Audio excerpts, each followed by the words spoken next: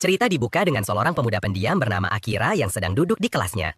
Salah satu teman sekelasnya menghampiri Akira yang lagi asyik membaca novel di ponselnya. Cowok itu bertanya apakah Akira suka cerita bertema Ice Guy, tapi Akira hanya menjawab seadanya, kalau dia membaca apa saja yang bisa ditemukan gratis. Sebelum pergi, cowok itu berpesan agar Akira merekomendasikan novel gratis lainnya jika menemukannya. Akira kaget karena ada yang mau berbicara dengannya, mengingat dia hampir tidak terlihat di sekolah. Tiba-tiba, ponselnya mulai mengalami glitch dan kegelapan aneh menyebar di langit-langit kelas. Kegelapan itu membentuk lingkaran sihir bercahaya yang mulai berkumpul di bawah kaki para siswa. Semua orang kaget saat lingkaran itu memindahkan mereka ke sebuah istana raksasa. Ketika mereka bertanya-tanya di mana mereka berada, seorang pendeta aneh muncul dan memberitahu bahwa seorang raja akan segera menemui mereka.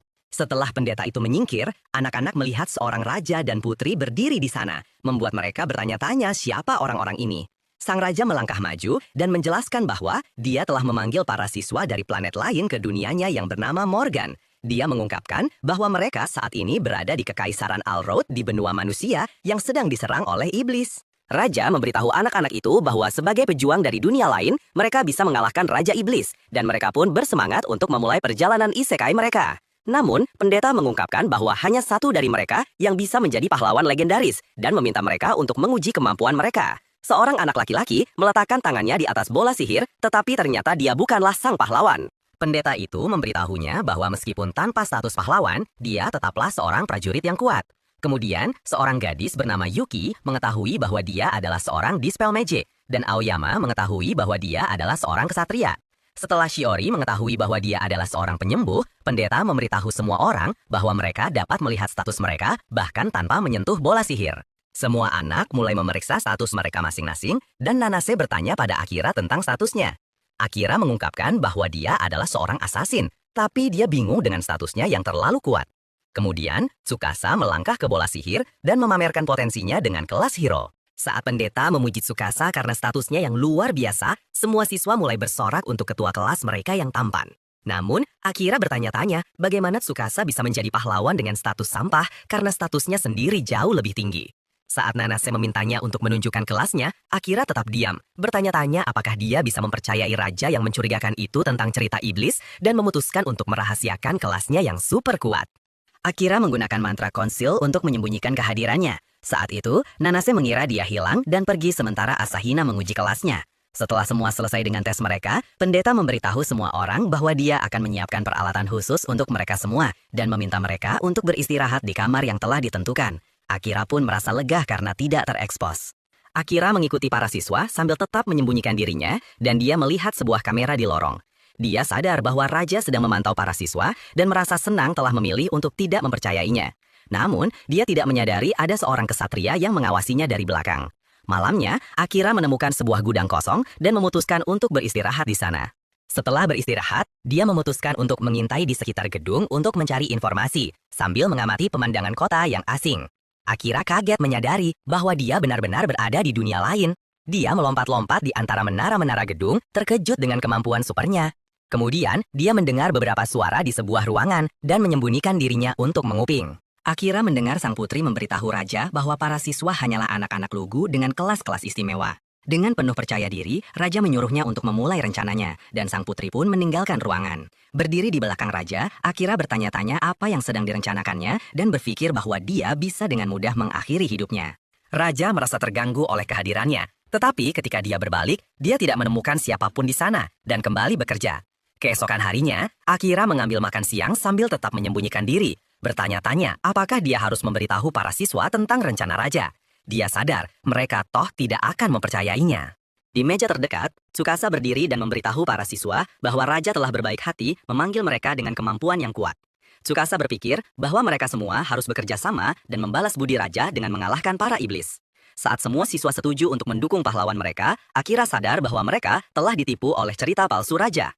Setelah makan siang, komandan kesatria bernama Seren mengumpulkan semua pahlawan di luar untuk berlatih.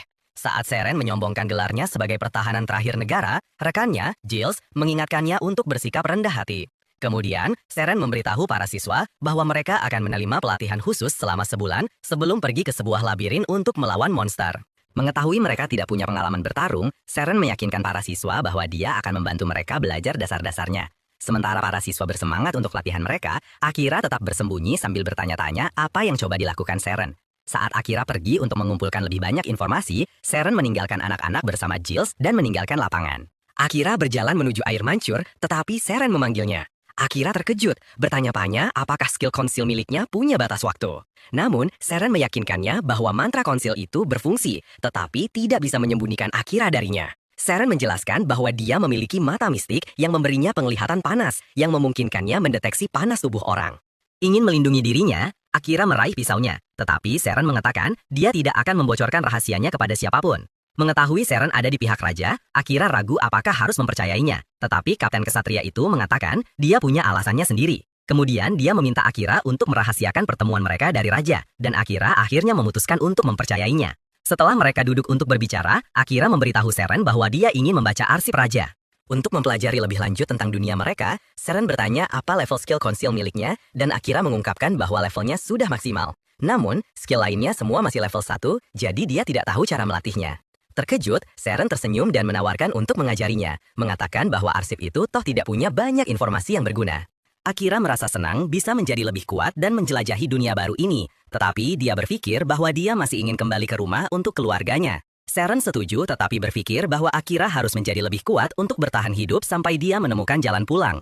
Akira merasa bersalah karena menerima bimbingan Seren secara gratis. Maka, kesatria itu mengatakan Akira bisa membayarnya dengan cerita-cerita tentang planet asalnya. Saat kesatria yang menawan itu mengulurkan tangannya, Akira tersenyum dan menjabatnya, lalu secara resmi memperkenalkan dirinya sebagai tanda hormat.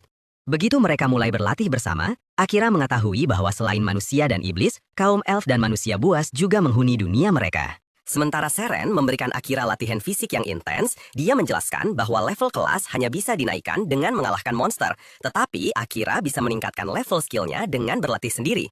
Saat mereka terus berlatih setiap hari, Seren merasa terkejut saat belajar tentang bumi dan semua kemajuan teknologinya. Mengingat betapa dia menganggap semua teknologi itu membosankan dan biasa saja, Akira merasa seperti merindukan dunia lamanya di tempat baru ini. Setelah beberapa waktu, Seren berada di sebuah ruangan bersama Giles yang bertanya-tanya mengapa dia menghabiskan begitu banyak waktu dengan Akira. Seren memberitahunya bahwa cerita-cerita Akira terlalu bagus dan Giles pun ikut terpesona olehnya. Saat Seren mengungkapkan bahwa Akira adalah pahlawan sejati dengan konsil level maksimal, Giles terkejut karena hanya pahlawan pertama di dunia mereka yang memiliki skill level maksimal. Kemudian, saat Akira mendekati ruangan itu, Giles pergi untuk memberi Seren privasi, dan dia memberikan Seren sebuah buku dari arsip raja. Akira mengatakan bahwa buku itu berisi beberapa informasi yang merepotkan. Seren mengangguk, mengonfirmasi bahwa buku itu berisi rencananya untuk melengsarkan raja, karena dia tahu Akira akan menemukannya. Seren menjelaskan bahwa dia menulis buku itu sendiri dan menyamarkannya sebagai buku masak. Dia memberitahu Akira bahwa raja adalah orang yang mengerikan yang coba mengendalikan dunia demi keuntungannya sendiri. Mengingat program sang raja, Akira termenung. Kemudian, Seren memberitahunya bahwa para kesatria kerajaan semuanya punya masalah dengan raja. Dan Akira berpikir bahwa mereka mencoba menyingkirkan raja tanpa banyak kekerasan. Terkesan dengan pengamatannya, Seren mengangguk, dan Akira mencatat bahwa sebagai seorang assassin, dia bisa dengan mudah melenyapkan raja tanpa ada yang menyadarinya. Dia mengungkapkan bahwa dia dengan mudah masuk ke ruang kerja raja pada hari pertamanya, tetapi dia tidak bisa menemukan tekad untuk mengakhiri hidupnya. Seren mengangguk, mengatakan bahwa hanya karena dia memiliki kelas assassin, bukan berarti dia harus memaksakan diri untuk mengambil nyawa orang lain. Akira berpikir bahwa dia tidak ingin keluarganya tahu bahwa dia adalah seorang pembunuh. Saat Seren setuju dengan keputusannya, Akira bertanya-tanya mengapa Seren begitu mempercayainya. Seren menjelaskan bahwa dia mempercayainya karena Akira menunjukkan kebijaksanaan dan potensi, seperti pada hari dia memutuskan untuk tidak mempercayai kata-kata raja begitu saja. Di mata Seren, ini berarti Akira adalah orang yang tahu cara mengatasi masalah sendiri dan tidak mudah tertipu. Menjadi hening, Akira dengan pelan menjelaskan bahwa dia tidak pernah menerima banyak perhatian saat kecil. Hal ini membuat Seren bingung, jadi Akira memberitahunya bahwa Seren adalah satu-satunya orang yang pernah memujinya sebanyak ini. Seren tersenyum dan bertanya apakah Akira bisa membantunya melengsarkan raja secara damai sebagai ucapan terima kasih atas pujiannya. Akira mengatakan dia akan mempertimbangkannya dan meninggalkan ruangan. Setelah sebulan penuh berlatih, Seren mengumumkan kepada para siswa bahwa mereka akan menjelajahi labirin Agung Kaltan. Saat kerumunan berkumpul di sekitar para pejuang untuk mengantar kepergian mereka, Akira terkejut karena mereka menerima begitu banyak perhatian. Dia melihat seorang gadis mengawasi dari kejauhan dan bertanya apa yang sedang dilakukannya. Gadis itu marah mengatakan bahwa rakyat mereka telah banyak berkorban untuk memanggil para pahlawan. Akira mengatakan dia tidak tahu apa yang terjadi. Jadi gadis itu memberitahunya bahwa mereka akan bertemu lagi begitu dia tahu. Setelah itu, para pahlawan memasuki labirin di mana mereka terlibat dalam pertempuran melawan monster. Seorang siswa memicu jebakan yang membuat mereka berhadapan dengan ogre raksasa. Saat Akira mengalahkan satu ogre, dia bertanya kepada Seren apakah mereka harus mundur. Dan Seren setuju untuk membersihkan jalan bagi murid-muridnya. Seren menggunakan mantra pedang suci dan mengalahkan semua monster yang menghalangi jalan mereka. Namun, ketika mereka keluar melalui gerbang, mereka menemukan lebih banyak monster yang menghalangi jalan. Tsukasa teringat bom asap yang diberikan sang putri untuk keadaan darurat dan memutuskan untuk menggunakannya. Bom itu mengalahkan monster-monster kecil, tetapi dari asapnya muncul monster Minotaur yang kuat. Saat Giles memasuki ruangan bersama yang lain, dia kaget melihat Minotaur yang begitu kuat. Di level serendah itu, Akira bergegas menyerang, menghindari serangan Minotaur dan naik ke atas tubuhnya. Dia menyerang tubuh monster itu, tetapi kulitnya yang keras menghancurkan pedangnya menjadi berkeping-keping. Terkejut, Akira menghindari serangan lain dan kembali ke Tsukasa yang merasa terlalu lelah untuk bertarung. Tsukasa merasa bersalah karena tidak bisa bertarung, tetapi Akira memberitahunya bahwa dia juga perlu mengandalkan orang lain untuk membantunya. Dia memberitahu Tsukasa bahwa siswa lain juga dilatih untuk bertarung, tetapi Tsukasa mulai panik mengira dirinya adalah sebuah kegagalan. Sebagai pahlawan, Akira bertanya-tanya mengapa Tsukasa bersikap begitu aneh. Dan meminta seorang Dispel Mage untuk menyembuhkannya. Gadis itu maju dan menggunakan mantranya, menghilangkan kutukan iblis yang membuat Tsukasa panik. Dengan sembuhnya Tsukasa, Akira berdiri bersama Seren dan bertanya apakah dia bisa menggunakan teknik tertentu. Seren mengangguk dan menggunakan Lightning Flash untuk menyerang dan melumpuhkan Minotaur di depan para siswa yang terkejut. Menggunakan kesempatan ini, Akira diam-diam muncul di belakang Minotaur dan bersiap menggunakan sihir bayangan pamungkasnya. Akira akhirnya ngelepasin semua kekuatan yang terpendam di badannya dan sukses nahan monster yang ada di depannya. Tapi masalahnya, monster itu ternyata kuatnya bukan main. Tenaganya brutal banget sampai bikin tanah di sekitar situ bergetar. Biar begitu, Akira sama sekali nggak gentar. Nggak pakai lama, dia langsung ngumpulin semua tenaganya buat ngeluarin jurus andalan. Beberapa bilah energi tiba-tiba muncul di sekelilingnya dan dalam sekejap langsung nusuk badan si monster.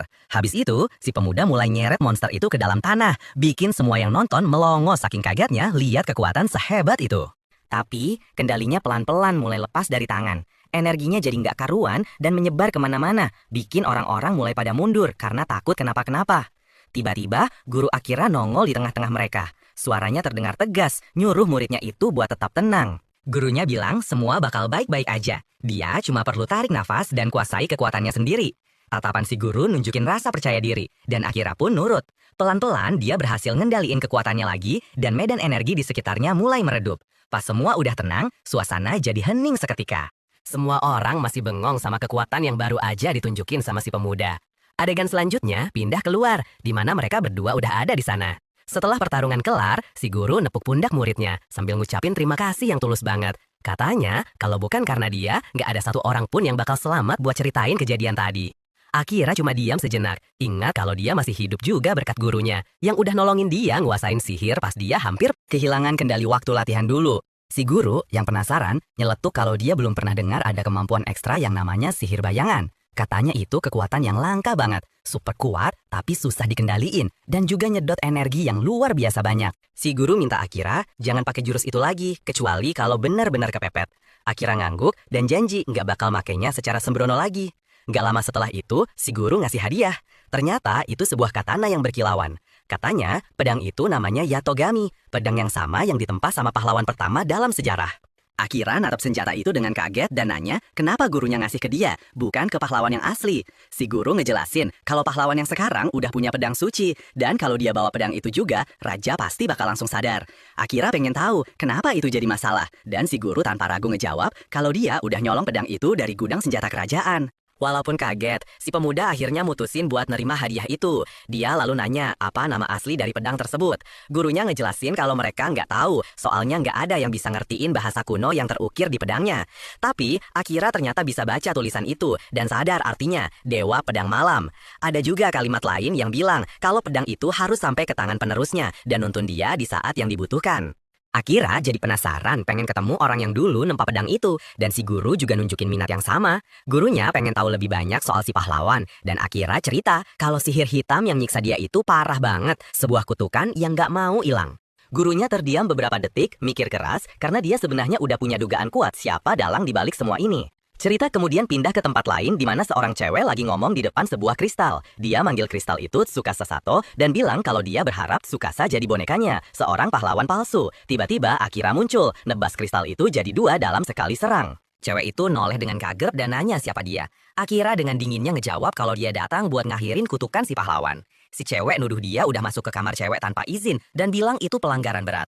Akira cuma ngingetin dengan tegas kalau dia itu bukan cewek baik-baik, tapi penyihir yang pakai kutukan buat mainin orang. Si cewek tetap tenang dan bilang dia ngelakuin semua itu cuma atas nama Baginda Raja. Akira nanya apa tujuan sebenarnya nurutin perintah Raja, tapi jawabannya tetap sama, kalau semua yang dia lakuin itu demi Baginda Raja. Tanpa banyak bacot lagi, Akira langsung pergi dari situ. Begitu dia pergi, si cewek ngebuka laci dan kelihatan ada puluhan kristal lain, masing-masing dengan nama yang berbeda terukir di atasnya. Sementara itu, Akira nemuin Komandan Saran. Dia ceritain semuanya dan bilang kalau kecurigaan si Komandan selama ini benar. Saran nanya, apa sang putri sempat lihat muka Akira? Dan Akira jawab kalau dia hampir nggak sempat ngobrol benar sama putri waktu itu. Mereka berdua sadar kalau sang putri itu cuma boneka di tangan raja. Saran nyuruh Akira istirahat sebentar dan ngasih peringatan kalau lebih baik jangan nginep di istana malam ini. Akira pengen tahu kenapa, dan Saran ngejelasin kalau sang putri udah mulai nyebar kutukan ke semua orang, kecuali si pahlawan. Status Akira yang gak diketahui ngebuat dia aman untuk sementara. Tapi kalau dia sampai lepas kendali, mereka bakal langsung nge-eksekusi dia. Dia nambahin kalau mereka bakal nyari Akira di setiap sudut istana. Akira nanya apa dia bakal dihukum karena udah nunjukin mukanya. Si komandan cuma senyum dan bilang dia juga pernah muda. Katanya, semua orang pernah bikin salah. Dan dia nggak akan pernah ngorbanin seseorang cuma gara-gara hal sepele. Dia nambahin kalau dia kagum sama Akira dan berharap ada lebih banyak orang kayak dia di dunia itu. Sebelum pisah, si komandan minta Akira buat suatu hari nanti ngajak dia ke tempat asalnya. Keesokan harinya, pas bangun, Akira sadar ada keributan besar dan banyak orang ngumpul. Dia pengen tahu ada apa, tapi nggak lama kemudian dia kaget setengah mati pas tahu kalau Komandan Saran udah dibunuh. Saking kagetnya, dia sampai nggak bisa bereaksi apa-apa dan nggak lama kemudian orang-orang mulai nuduh dia. Mereka bilang, dialah yang pakai tombak buat ngebunuh si komandan. Akira coba ngebela diri, ngingetin kalau senjatanya udah patah di pertarungan terakhir. Biarpun begitu, Raja tetap merintahin dia buat dipenjara atas kejahatan pembunuhan. Pas lihat sang putri senyum diam-diam, dia sadar kalau dia udah masuk perangkap. Waktu lagi kabur, dia ketemu Giles, yang langsung ngejelasin kalau si komandan dibunuh sama pembunuh bayaran Raja yang dikenal sebagai Gagak Malam. Dan sekarang mereka juga ngejar dia. Katanya, Saran udah ninggalin beberapa barang buat Akira, dan dia harus ngambil barang itu, lalu kabur secepat mungkin. Pas nemuin barang yang ditinggalin si komandan, Akira sadar kalau komandan udah curiga, kematiannya bisa terjadi kapan aja. Sebelum ninggalin kerajaan, pikiran si pemuda cuma tertuju pada gurunya dan teman yang udah hilang pas malam tiba. Sang putri ngelapor ke raja kalau dia udah nyebar kutukan ke semua orang kecuali si pahlawan. Katanya, mereka cuma butuh alasan buat nyatain perang sama wilayah timur, dan anak-anak itu bakal jadi pion yang sempurna buat rencana mereka. Raja ngejawab kalau dia nggak khawatir soal Akira, karena dia yakin Akira bakal mati di jalanan. Tapi buat jaga-jaga, dia nyuruh Gagak Malam buat ngeburu Akira. Akira ingat kata-kata burunya, nggak ada tempat sembunyi yang lebih baik dari penjara bawah tanah. Tapi ingat, air di sana langka, jadi rencanain semuanya baik-baik. Dia juga ingat instruksi Saran yang udah ngejelasin gimana caranya naikin level. Jawabannya ada di dalam penjara bawah tanah. Makin dalam dia masuk, makin kuat musuh yang bakal dia hadapi. Waktu mundur ke belakang, nunjukin Akira nanya ke gurunya kenapa orang lain nggak ngelakuin hal yang sama. Gurunya jawab itu karena bahaya. Katanya, biarpun sembunyi, hawa keberadaan seseorang itu nggak cukup buat ditutupin. Tapi kalau Akira ngasah skill pembunuhnya, dia bakal bisa nyamarin baunya sendiri, jejak kakinya, bahkan panas tubuhnya. Akira tahu perjalanannya bakal panjang, tapi gurunya ngeyakinin kalau itu semua bakal sepadan. Dia ngejelasin kalau pas udah sampai level 100, dia bisa ngebuka kemampuan spesial yang bakal ngebantu dia bertahan hidup di dunia yang kejam itu. Buat ngelakuinnya, dia harus pergi ke labirin kontinen dan ngalahin bos-bos yang muncul setiap 10 lantai. Balik ke masa sekarang, Akira ngadepin banyak banget tantangan dan ngalahin banyak musuh. Akhirnya, dia sampai di depan pintu yang selalu diomongin gurunya. Di dalamnya ada ruangan bos, dan sekali dia masuk, dia cuma bisa keluar kalau salah satu dari mereka mati. Pertarungannya brutal banget. Monster itu kuatnya luar biasa, dan ngelukain Akira dengan parah. Karena udah putus asa, dia ngeluarin teknik terbaiknya, dan mulai nusuk-nusuk makhluk itu pakai banyak pedang yang diciptain dari sihir bayangan. Dia ingat kata-kata gurunya, yang bilang kalau luka yang udah di luar batas wajar, bakal otomatis ngaktifin mode pemulihan pakai cadangan mana darurat. Sementara itu, adegan pindah ke si pahlawan yang ngungkapin keinginannya buat ngadepin Raja Iblis. Tapi semua orang di sekitarnya coba ngelarang karena takut sama apa yang udah terjadi ke Akira. Si pahlawan ngerti kalau yang mereka saksikan ini adalah kutukan sang putri yang pernah disebutin sama wakil komandan Giles. Biar begitu, beberapa orang mutusin buat ikut nemenin dia. Pas mereka keluar, mereka kaget karena bisa kabur dengan gampang banget. Si pahlawan jadi mikirin kata-kata raja yang nyuruh semua orang buat ngelawan Raja Iblis. Dia mikir bakal aneh banget kalau sekarang rajanya sendiri yang coba ngalangin mereka. Dengan muka bingung, dia nanya ke teman-temannya kenapa mereka mutusin buat ikut dalam perjalanan ini. Si cewek dengan suara mantap ngejelasin kalau dia punya daya tahan alami terhadap sihir, jadi kutukannya nggak ngaruh ke dia. Dia nambahin kalau beberapa hari terakhir rasanya kayak ada kekuatan lain yang lagi nyihir semua orang. Salah satu cowok lalu ingat kalau mungkin sebagian kesalahannya ada di dia. Dia ingat pernah ngancurin beberapa kristal misterius dan setelah itu semuanya jadi berantakan. Adegan pindah ke Giles ngungkapin kalau dialah yang selama ini ngendaliin si cowok buat ngancurin kristal-kristal itu. Dia ngejelasin kalau manipulasinya jauh lebih kuat dari kutukan manapun. Apalagi kalau soal ngendaliin kemauan orang lain. Setelah nyelesain perintah terakhir yang ditinggalin Komandan Saran, Giles natap ke Cakrawala dan ngucapin semoga beruntung buat para pahlawan dari dunia lain. Cerita beralih ke seorang pemuda lain berambut panjang yang natap langit dengan penyesalan. Dalam pikirannya, dia ngakuin kalau seharusnya dia gabung sama Akira selagi masih ada waktu.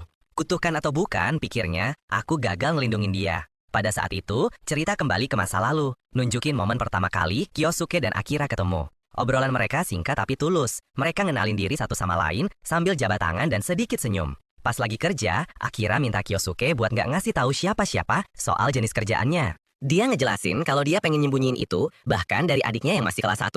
Kyosuke yang penasaran nunjukin sebuah foto dan bilang kalau adiknya juga kelas 1.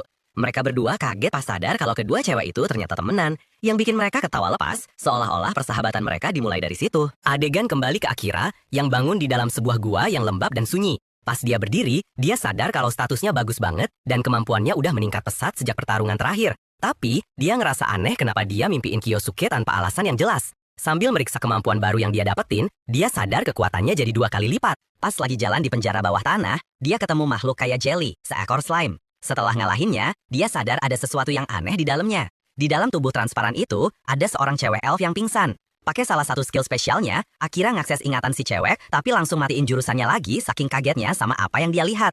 Ini terlalu gila buat jadi kenyataan, pikirnya sambil narik nafas dalam-dalam. Tiba-tiba, si elf pelan-pelan ngebuka matanya. Akira nyamperin dan nanya apa dia baik-baik aja. Cewek itu ngejawab dengan lemah kalau dia nggak apa-apa, meskipun energinya udah hampir habis. Akira sadar HP-nya cuma sisa 2% dan nyimpulin kalau gerak sedikit aja bisa fatal akibatnya. Sambil ngamatin lebih dekat, dia lihat kalau si cewek punya kemampuan yang sama kayak dia, kekuatan buat ngeliat pikiran orang lain. Pas si elf ngebaca informasi tentang Akira dan ngeliat namanya, matanya langsung melotot sebelum akhirnya pingsan lagi. Karena khawatir, si pemuda ngebawa dia ke tempat yang lebih aman dan bikin tempat perlindungan darurat kecil-kecilan. Beberapa waktu kemudian, dia bangun dan suara pertama yang kedengaran adalah perutnya yang keroncongan karena lapar. Akira nawarin air buat ngurangin demamnya dan nyuruh dia minum. Pelan-pelan si cewek ngaku kalau dia nggak bisa tidur karena lapar banget. Si pemuda ngebuka tasnya dan ngasih segenggam nasi, nyuruh dia makan sepuasnya. Sambil makan, si cewek nanya gimana caranya Akira bisa tahu banyak soal penyembuhan. Akira ngejawab sambil sedikit senyum, kalau ibunya dulu sering sakit, makanya dia jadi belajar ngerawat orang lain dari kecil. Pandangan si cewek beralih ke dinding di sekitar mereka, dan dia sadar ada tanda-tanda yang terukir, angka-angka yang diurutin dengan rapi. Akira ngejelasin kalau dia bikin tanda itu biar nggak tersesat di dalam penjara bawah tanah. Si elf yang masih capek ngucapin terima kasih dan rebahan lagi. Janji bakal istirahat sampai benar-benar pulih. Pas dia bangun, dia udah ngerasa lebih baik. Mereka berdua mutusin buat lanjut jalan, turun ke bagian yang lebih dalam dari penjara bawah tanah. Akira coba ngeyakinin dia buat nggak ikut, bilang kalau tempat itu terlalu bahaya. Tapi, cewek itu ngeyel bilang kalau dia tahu cara bela diri dan gak butuh dilindungi. Dengan berat hati, Akira setuju dan mereka lanjut jalan bareng. Mereka masuk ke sebuah ruangan besar yang diselimuti cahaya gelap di mana udaranya terasa berat. Tiba-tiba, seekor naga raksasa muncul dari bayangan, mengaum dengan ganas. Mereka langsung loncat ke samping ngehindarin cakar-cakarnya yang tajam. Akira ngaktifin sihir kamuflasenya. Tapi biarpun begitu, dia tetap kena satu serangan yang bikin dia kelempar sampai nabrak dinding. Si elf teriak nyuruh dia nyebarin mana ke seluruh ruangan buat ngebikin medan energi yang bisa ngelembutin musuh. Begitu dia ngelakuinnya, Akira langsung maju nyerang, ngincer langsung ke mata makhluk itu. Dengan gerakan yang pas banget, dia nusuk mata naga itu pakai pedangnya, bikin si naga meraung kesakitan sebelum akhirnya tumbang. Untuk sesaat, semuanya terasa sunyi, sampai sebuah cahaya terang mulai bersinar dari tubuh naga yang udah kalah. Mereka berdua ngelihat sekeliling dengan kaget, pas cahaya itu benar-benar menyelimuti mereka. Pas cahayanya mulai redup, ternyata naga sangar tadi udah berubah jadi kucing mistis yang lagi tidur pulas. Si cewek elf langsung ngeluarin jurus mata dunia buat ngintip dan ketahuan deh kalau si kucing punya skill berubah wujud. Artinya, dari tadi itu bukan naga beneran, cuma ngaku-ngaku doang. Masuk akal juga sih, soalnya kata si cewek elf, kalau naga asli, ngalahinnya jauh lebih susah dari ini. Oke, tapi kok kucingnya malah tidur? Ternyata, dia lagi masuk mode pemulihan, gara-gara abis digebukin Akira sampai nyaris lewat. Penasaran, Akira nanya ini sebenarnya makhluk apaan, dan baru tahu kalau namanya itu kucing hitam. Cewek elf heran, kenapa kamu nggak pakai jurus mata dunia punya kamu sendiri biar tahu jawabannya? Akira ngejawab kalau skillnya itu masih susah dikontrol. Dia mikir, mungkin kalau level skillnya naik, baru deh dia bisa ngendaliin sesuka hati. Lagi asik ngobrol, si kucing hitam tiba-tiba bangun. Dan yang bikin kaget, dia bisa ngomong bahasa manusia. Pertama-tama, dia ngomel-ngomel dulu karena kesel dikalahin sama dua petualang ini. Terus, dia jelasin kenapa dia nyamar jadi naga. Katanya sih, dia bosen sendirian di dungeon, jadi iseng aja berubah jadi naga yang pernah dia lihat buat nakut-nakutin petualang yang datang. Akira masih nggak habis pikir, ada kucing bisa ngomong. Si kucing dengan sombongnya ngejelasin kalau dia itu makhluk super cerdas ciptaan Raja Iblis. Pokoknya, Akira mulai gerah juga dengerin kucing ini sombong terus, padahal udah kalah telak. Dia coba ngancem si kucing sambil muter-muterin kunainya kayak preman. Tapi si kucing malah nggak goyah sama sekali. Justru, dia ngasih info mengejutkan kalau Raja Iblis punya pesan buat Akira. Dia nyampein pesannya, kutipannya begini. Datang temui aku di istanaku, jauh di dalam gunung berapi, tanah para iblis. Akira bingung 7 keliling. Kenapa Raja Iblis mau ketemu dia? Atau lebih tepatnya, kok bisa Raja Iblis tahu tentang dia? Sayangnya, si kucing nggak punya jawabannya. Tugas dia cuma nganterin pesan. Dan karena udah selesai, dia nyuruh Akira buat habisin aja nyawanya. Tapi Akira ogah, malah dia bilang kalau dia belum nganggap iblis sebagai musuh. Soalnya, sejauh ini dia ngerasa justru manusia di dunia ini yang kelakuannya jahat. Satu-satunya masalah, kalau bos lantai ini nggak mati, ruangannya bakal tetap kekunci. Akira yakin pasti ada cara lain buat keluar. Dan setelah mikir sebentar, si cewek elf dapat ide cemerlang. Jadiin aja si kucing hitam familiarnya Akira dengan bikin kontrak. Dengan begitu, si kucing bakal kehilangan statusnya sebagai bos lantai ini. Dan otomatis ruangannya bakal kebuka. Tapi, kata si kucing, buat ngelakuin itu butuh kontrol mana yang luar biasa jago. Yah, untungnya Akira ini tokoh utama. Jadi, ya jelas dia lebih dari mampu buat mulai ritualnya. Dia memulai ritual dengan ngasih nama si kucing, Knight. Terus, dia ngalirin mananya ke si kucing. Proses ini bikin Akira masuk ke dalam pikiran Knight. Dan di sana, dia ngelihat kota yang lagi kebakaran hebat gara-gara ulah si Knight. Akira pun bertarung lawan Knight. Tapi bukan yang ngebunuh, dia malah ngorbanin dirinya sendiri. Dia janji ke Knight kalau Knight mau bikin kontrak sama dia nggak bakal perlu lagi ngelakuin hal-hal jahat. Bagi para iblis yang emang dipaksa jadi jahat, ini tawaran impian. Jelas aja Knight langsung setuju. Dan seketika itu juga, dunia pikiran Knight yang tadinya suram berubah jadi langit cerah. Kontrak mereka pun selesai. Akira bangun dan ngecek simbol kontrak yang sama di tubuh mereka, bukti kalau jiwa mereka udah nyambung. Knight jadi tertarik banget sama sifat Akira dan bilang kalau dia pengen ikut dalam perjalanan Akira di dunia ini. Dia pun bersumpah setia dan mereka akhirnya kenalan secara resmi. Si cewek elf ikutan nimbrung dan ngenalin dirinya sebagai Amelia ke Knight. Karena bosnya secara teknis udah dikalahkan, lingkaran teleportasi buat keluar akhirnya muncul di tengah ruangan. Tapi sebelum cabut, mereka istirahat dulu sebentar buat lebih saling kenal. Sementara itu, di tempat lain, Tsukasa dan para pahlawan lainnya sampai di sebuah tempat bernama Yamato. Mereka semua melongo karena tempat itu mirip banget sama Jepang versi zaman dulu. Katanya sih, pahlawan pertama yang dulu dipanggil yang ngebangun tempat ini. Dan itu jelas banget, soalnya pahlawan pertamanya kan orang Jepang. Para pahlawan ini udah capek banget abis perjalanan jauh. Dan wajar aja, mereka kelaparan dan butuh makan. Akhirnya, mereka mampir di sebuah restoran, mesen makanan, dan makan dengan lahap. Kayaknya itu makanan terenak yang mereka makan sejak pindah ke dunia itu. Dan rasa syukur mereka udah nggak bisa diungkapin dengan kata-kata. Selesai makan, Tsukasa ngajak mereka ngobrol serius. Mereka sekarang ada di dunia baru dan nggak punya sumber duit. Kalau mau bertahan hidup, mereka harus cari uang. Apalagi dana dari istana udah mulai menipis. Salah satu dari mereka ngusulin buat jadi petualang. Dia pernah ketemu beberapa petualang di jalan, dan kayaknya bisnis itu lumayan menjanjikan. Mereka setuju kalau idenya bagus, tapi mereka juga harus nyempetin waktu buat belajar. Salah satu alasannya ya biar mereka tahu gimana caranya keluar dari kota itu. Ngomongin soal ninggalin kerajaan dan balik ke dunia asal, caranya cuma ada satu, ngalahin Raja Iblis. Mereka dipanggil ke kerajaan itu sama Raja dan Putri cuma buat satu tujuan, numbangin Raja Iblis. Jadi, itu harusnya jadi target utama mereka. Ada lagi yang nyaranin buat mulai cari info soal Raja Iblis, tapi Asahina kekeh pengen mereka tetap di kota itu. Dia ngerasa punya ikatan batin sama Akira, dan yakin banget kalau Akira pasti ada di dekat-dekat situ. Kalau mereka nunggu, pasti bakal ketemu, dan mereka bisa lawan Raja Iblis bareng-bareng. Dia ngaku kalau gabungan kekuatan mereka semua masih jauh di bawah Akira, jadi mereka harus gabungin kekuatan sama Akira biar bisa selamat. Beberapa anggota langsung protes. Mereka ngingetin kalau Akira itu kan dituduh ngebunuh Komandan Saran. Tapi dia tetap pada pendiriannya. Bilang kalau mereka semua itu cuma disihir biar percaya. Dan Akira itu nggak bersalah. Sato juga pengen ketemu Akira. Dia nggak ngebantah kalau Akira emang lebih kuat dari mereka semua. Masalahnya, dia nggak tahu Akira ada di mana sekarang, dan mereka nggak bisa nungguin dia terus-terusan. Asahina ngotot mereka bisa coba nunggu. Tapi Sato ngingetin, kalaupun mereka ketemu Akira, kemungkinan Akira mau gabung sama mereka itu kecil. Sato cerita kalau dia udah sekelas sama Akira sejak SD, tapi Akira tetap nggak ngenalin dia.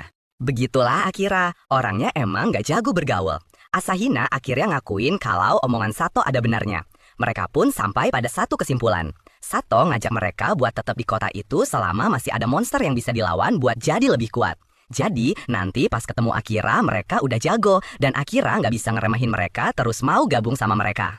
Di sisi lain, Akira, Amelia, dan Knight lagi saling curhat masa lalu. Amelia cerita kalau dia diusir dari kotanya sendiri sama adiknya, padahal dia seorang putri. Dia coba kabur, tapi adiknya nyerang pakai panah. Jadi terpaksa dia pakai sihir yang bikin dia jatuh dari bukit. Terus dia ditelan sama slime, dan disitulah dia ketemu Akira. Knight kaget dengar ceritanya. Slime kan gak makan orang, dan kalaupun iya, kok bisa Amelia bertahan hidup lama di dalam perut slime? Ya, anggap aja itu keberuntungan dia. Akira nanya kapan Amelia mau balik ke kotanya buat beresin masalah. Tapi Amelia bilang dia gak mau balik, karena urusan keluarga itu ribet. Jujur aja, omongan dia bener juga. Pas ngobrolin keluarga, Akira jadi ingat keluarganya sendiri. Dia cerita kalau dia punya adik perempuan dan ingat waktu dia beliin adiknya HP baru karena HP lama adiknya retak. Waktu dia kasih, adiknya malah marah dan nanya apa dia pernah minta dibeliin HP. Adiknya ngerasa nggak enak karena tahu kakaknya sampai kerja shift malam buat beli HP itu dan jadi kurang tidur. Akira jadi sedih sama reaksi adiknya. Untungnya ibu mereka datang jadi penengah. Beliau marahin si adik karena reaksinya dan bilang kalau Akira ngelakuin itu semua karena sayang. Masalah pun selesai. Knight dan Amelia tahu keluarga yang Akira ceritain itu ada di dunia lain. Jadi mereka nanya, apa dia nggak kangen dan pengen pulang? Meskipun kangen, dia belum mau pulang. Dia ingat gimana di dunianya dulu, dia itu orang yang nggak pernah dianggap ada. Nggak ada yang kenal dia, dan dia juga bukan yang paling hebat di antara yang lain. Tapi pas sampai di dunia ini, ada seseorang yang lihat dia sebagai pribadi dan ngebimbing dia. Orang itu adalah Saran. Tapi Saran terbunuh terlalu cepat gara-gara dia. Karena itu, dia bersumpah bakal balas dendam. Aura haus darahnya langsung menyebar kemana-mana, sampai Knight dan Amelia khawatir. Knight nyadarin dia, dan Akira pun langsung tenang lagi. Mereka berdua ternyata juga kenal sama Saran. Soalnya Saran itu terkenal banget di kalangan komandan kesatria. Biar suasananya cair lagi, Akira ngajak main lempar tangkap sama Knight. Meskipun Knight ngotot kalau dia itu iblis bukan kucing liar. Akira dan Amelia sama-sama gemes megangin bulu Knight dan main bareng. Knight ngingetin Akira kalau kontrak mereka itu nggak semanis kelihatannya. Karena jiwa mereka sekarang terhubung. Kalau salah satu mati, yang lain ikut mati. Untungnya, Akira nggak peduli soal itu. Dia lebih fokus ke sisi positifnya. Yaitu sekarang mereka bisa komunikasi lewat telepati sejauh apapun jarak mereka. Karena udah cukup istirahat, dia nanya ke Knight lingkaran teleportasi itu bakal bawa mereka kemana. Tapi Knight juga nggak tahu, soalnya itu lingkaran biru. Amelia nebak, katanya lingkaran itu bakal bawa orang ke tempat yang paling diinginkan hatinya. Kalau orangnya lebih dari satu, lingkaran itu bakal bawa mereka semua ke tempat yang paling diinginkan oleh salah satu dari mereka. Amelia ngaku dia nggak punya tujuan spesifik dan ikut aja kemanapun asal bareng Akira. Mereka pun teleportasi dan tiba-tiba udah ada di dalam hutan. Mereka ngeliat pohon suci yang bikin Knight dan Amelia langsung sadar kalau mereka ada di hutan para elf. Amelia langsung cemas. Dia belum siap buat balik ke sini dan firasatnya benar. Tiba-tiba ada yang nyerang dia pakai panah. Akira langsung dorong Amelia buat ngelindungin dia. Tapi orang itu nembak lagi. Akira lompat ke atas bukit buat nyerang orang itu dan berhasil bawa dia turun. Amelia kenal sama penyerangnya, namanya Liam. Liam bilang dia cuma datang buat nyelidikin cahaya aneh dan malah nemu kriminal yang udah diusir. Maksudnya, ya si Amelia. Dia maksa Amelia buat pergi dari kota mereka. Omongannya makin ngawur, jadi Akira habisin aja nyawanya. Ya, tapi udah terlambat, karena mereka sekarang udah dikepung sama para elf. Pasukan elf itu dipimpin sama adiknya Amelia, Kilika, yang langsung mempertanyakan keberanian Amelia buat balik lagi ke kota dan bersumpah bakal ngasih dia pelajaran.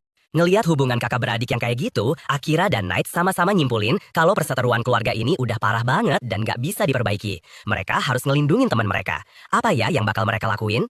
Detail masa lalu Amelia mulai terungkap, menunjukkan gimana dia selalu kalah pamor dari kakaknya, Celika, si cewek yang sanggup menghadapi beberapa orang sekaligus tanpa kesulitan.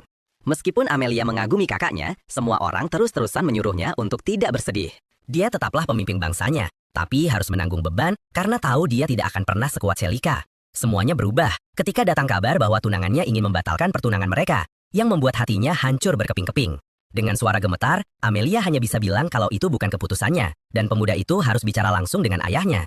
Di saat itu, Celika muncul, meminta adiknya untuk menerima permintaan pemuda itu. Seperti biasa, Celika menuduhnya sebagai anak pembawa wabah, mengklaim itulah sebabnya orang-orang tidak pernah menyukainya.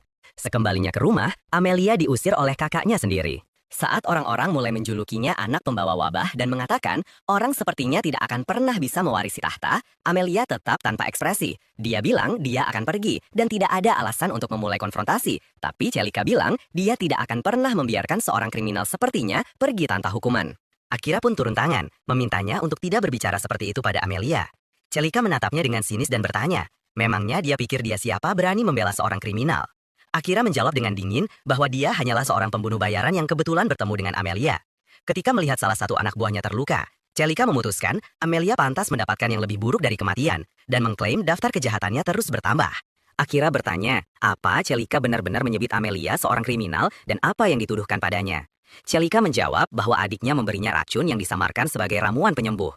Amelia yang tertekan mencoba menjelaskan bahwa itu benar-benar ramuan penyembuh, tapi tidak ada yang mendengarkan. Celika beralih ke Akira dan bertanya apakah sekarang dia mengerti situasinya, sambil secara ironis berterima kasih karena telah membawa seorang kriminal. Saat mendekat, Celika menggunakan kemampuan hipnotisnya untuk mengendalikan hati Akira. Amelia yang putus asa, memohon agar kakaknya meminta maaf dan segera melepaskan hipnotisnya, mengatakan bahwa kemauan untuk bertindak harus datang dari diri Akira sendiri dan mengubahnya adalah kesalahan fatal. Celika menatap adiknya dan bertanya apakah dia mau menghapus apa yang telah diperbuat padanya. Akira meminta keduanya untuk tenang dan mengungkapkan bahwa mantranya tidak mempan padanya. Nowar menjelaskan bahwa orang dengan level yang sangat tinggi kebal terhadap sihir semacam itu. Celika jadi kesal, terganggu karena ada orang seperti Akira yang lebih kuat darinya.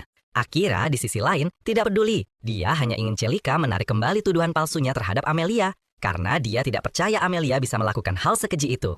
Celika yang murka memerintahkan anak buahnya untuk menyerang Amelia dan Akira, tepat saat dia mengaktifkan kekuatannya. Seorang pria muncul dan memerintahkan mereka berhenti.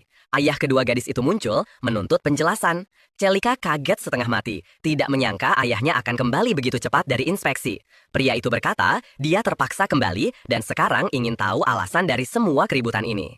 Beberapa prajurit mencoba membela Celika, mengklaim dia tidak melakukan kesalahan apapun. Namun, ayahnya tahu kalau Celika memakai hipnotis dan memerintahkannya untuk segera membatalkan mantranya sambil memperingatkan bahwa hukuman akan datang kemudian. Sambil mendekati Akira dan Amelia, dia meminta maaf atas kelakuan putrinya dan mengakui betapa pengecutnya menyerang mereka dengan bantuan anak buahnya. Lalu, dia meminta Akira untuk meninggalkan tempat itu secepatnya. Akira tidak mengerti kenapa, tapi Amelia mencoba menjelaskan bahwa karena dialah ayahnya kembali. Meski begitu, sang ayah berkata itu tidak penting. Ras lain tidak boleh melintasi tanah mereka.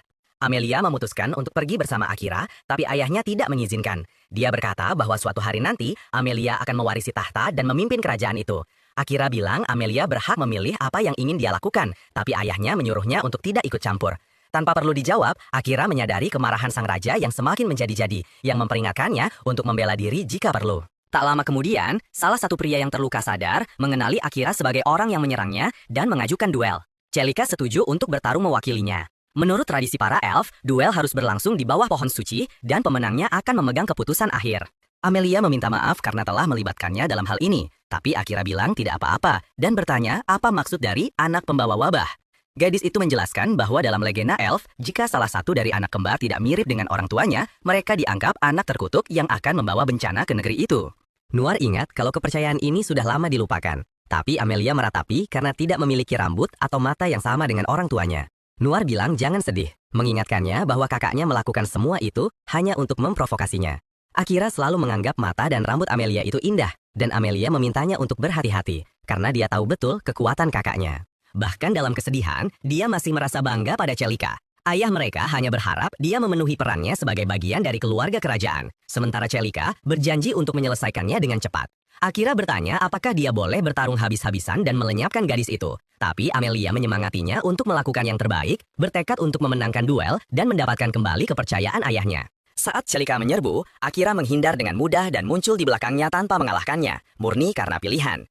Karena kesal, Celika bertanya apa Akira benar-benar berpikir bisa menang semudah itu. Akira memintanya untuk menyerah, tapi Celika malah merapal mantra kuat yang dengan mudahnya ia hindari. Selika melancarkan beberapa serangan, tapi Akira berhasil menghindari semuanya. Dan ketika dia melihat air mata di mata Selika, dia bertanya kenapa. Meskipun Selika tertawa gugup, Akira bisa merasakan kesedihan di balik senyumannya. Muncul di belakangnya, dia memintanya untuk berhenti. Selika menolak dengan marah, mengatakan dia tidak akan pernah berdamai dengan seseorang yang merebut semua yang seharusnya menjadi miliknya. Dia pun menyerang dengan seluruh kekuatannya. Tapi Akira terus menghindar dengan mudah. Lalu adegan beralih ke masa lalu, saat keduanya tak terpisahkan, sampai mereka menemukan bahwa kekuatan pendeta Amelia bisa menyelamatkan dunia.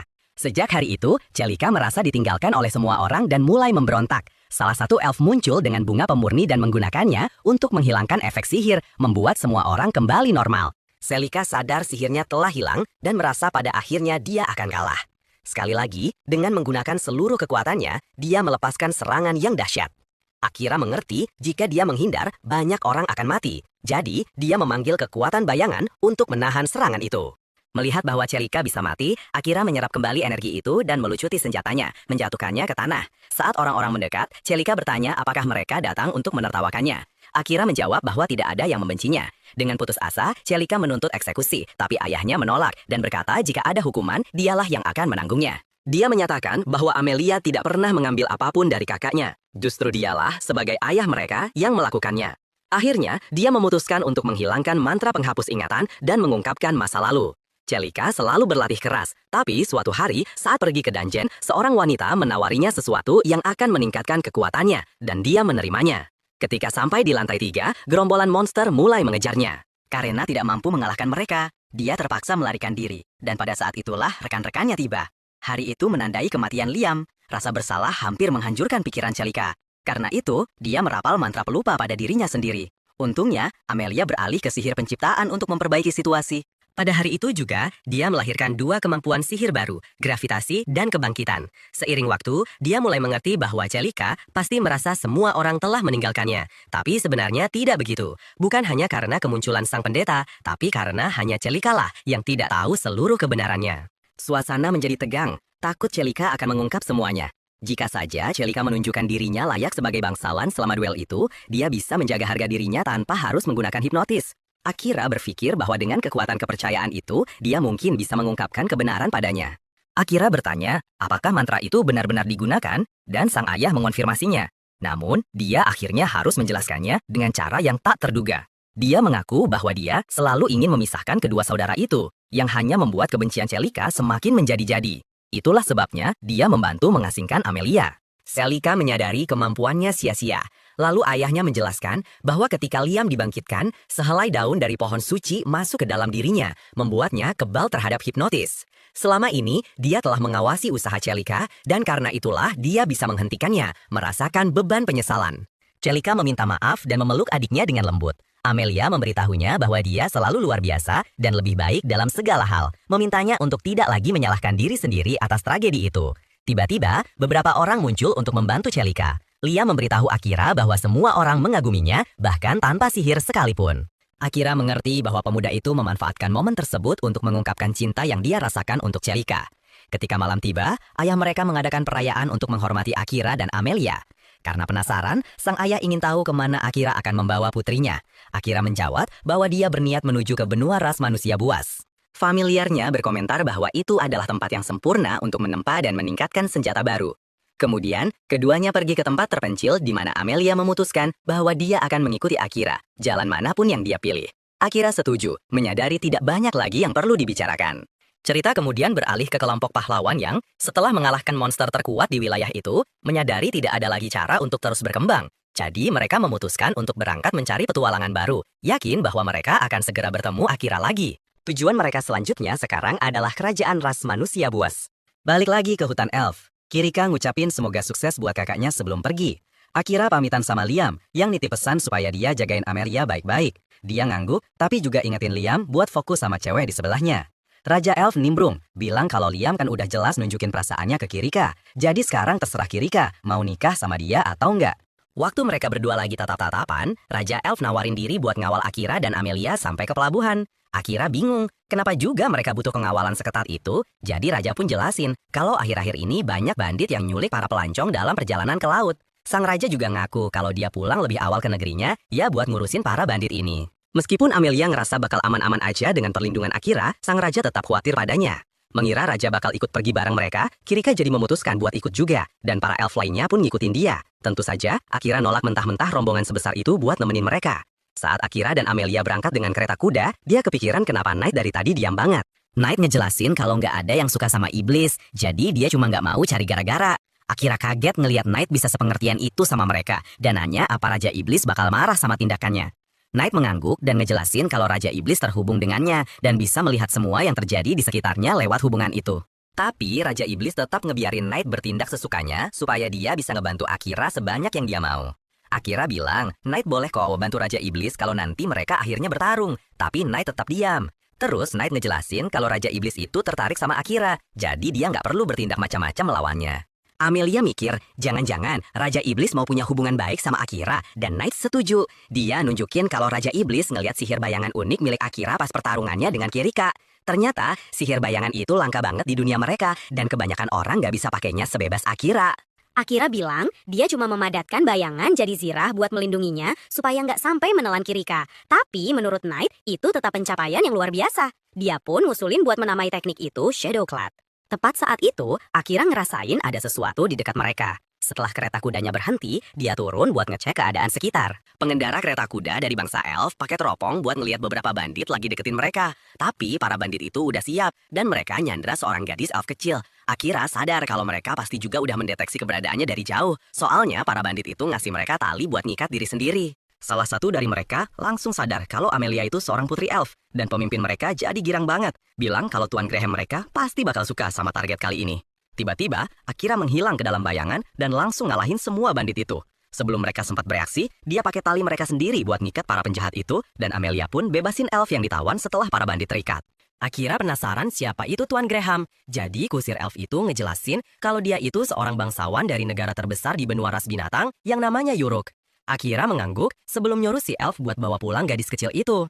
Si kusir jadi ragu, soalnya tugas dia kan nganterin mereka ke pelabuhan. Tapi, Knight mencium aroma angin laut di dekat situ. Jadi, mereka mutusin buat lanjutin sisa perjalanan dengan jalan kaki. Sampainya di pelabuhan, mereka naik kapal yang tujuannya ke benua ras binatang. Akira udah nggak sabar buat naikin level di daratan baru, sampai Amelia heran kenapa dia pengen jadi lebih kuat lagi. Dia jawab, demi bisa balas dendam untuk Siren, dia harus jadi sekuat mungkin. Knight kasih tahu kalau dia bisa naikin level di labirin kota pelabuhan.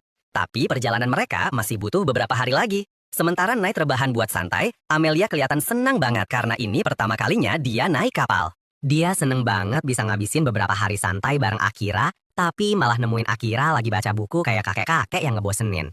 Amelia heran dari mana dia dapat buku itu, terus Akira jelasin kalau dia minta dari ayahnya.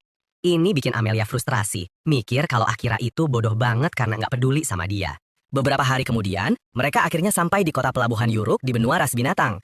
Pas mereka turun dari kapal, Akira sadar kalau semua pekerjaan kasar di sana dilakuin sama manusia, yang nunjukin kalau para ras binatang itu mandang rendah manusia. Waktu mereka jalan ngejauh dari pelabuhan, beberapa ras binatang deketin mereka dan nyuruh Akira buat ninggalin Amelia sama mereka. Akira nyuruh Amelia buat mundur. Para ras binatang itu langsung nyerbu ke arahnya. Tapi Akira dengan tenang nyelimutin tangannya pakai sihir bayangan dan bikin mereka buta seketika. Waktu mereka kebingungan, dia diam-diam pergi dari tempat itu bareng Amelia. Knight heran kenapa Akira lembut banget sama preman-preman tadi. Jadi Akira jelasin kalau dia cuma gak mau cari perhatian. Pas mereka jalan di keramaian, orang-orang di sekitar mereka kaget waktu ngelihat Knight. Akira bingung apa mereka takut sama Knight, dan Knight ngejelasin kalau kucing hitam itu ditakuti di seluruh benua ini. Sementara itu, seorang gadis aneh nguntit rombongan mereka dari kejauhan. Setelah itu, mereka pergi ke sebuah hotel buat nginap. Setelah makan malam, Akira siap-siap tidur di salah satu kasur yang besar. Tapi Amelia mikir kasurnya cukup buat mereka berdua, dan Knight pun pergi buat ngasih mereka privasi. Akira jadi malu banget buat tidur bareng Amelia. Tapi Amelia nggak mau terima penolakan dan pergi buat mandi. Keesokan paginya, Knight kembali, mikir kalau Akira pasti seneng banget.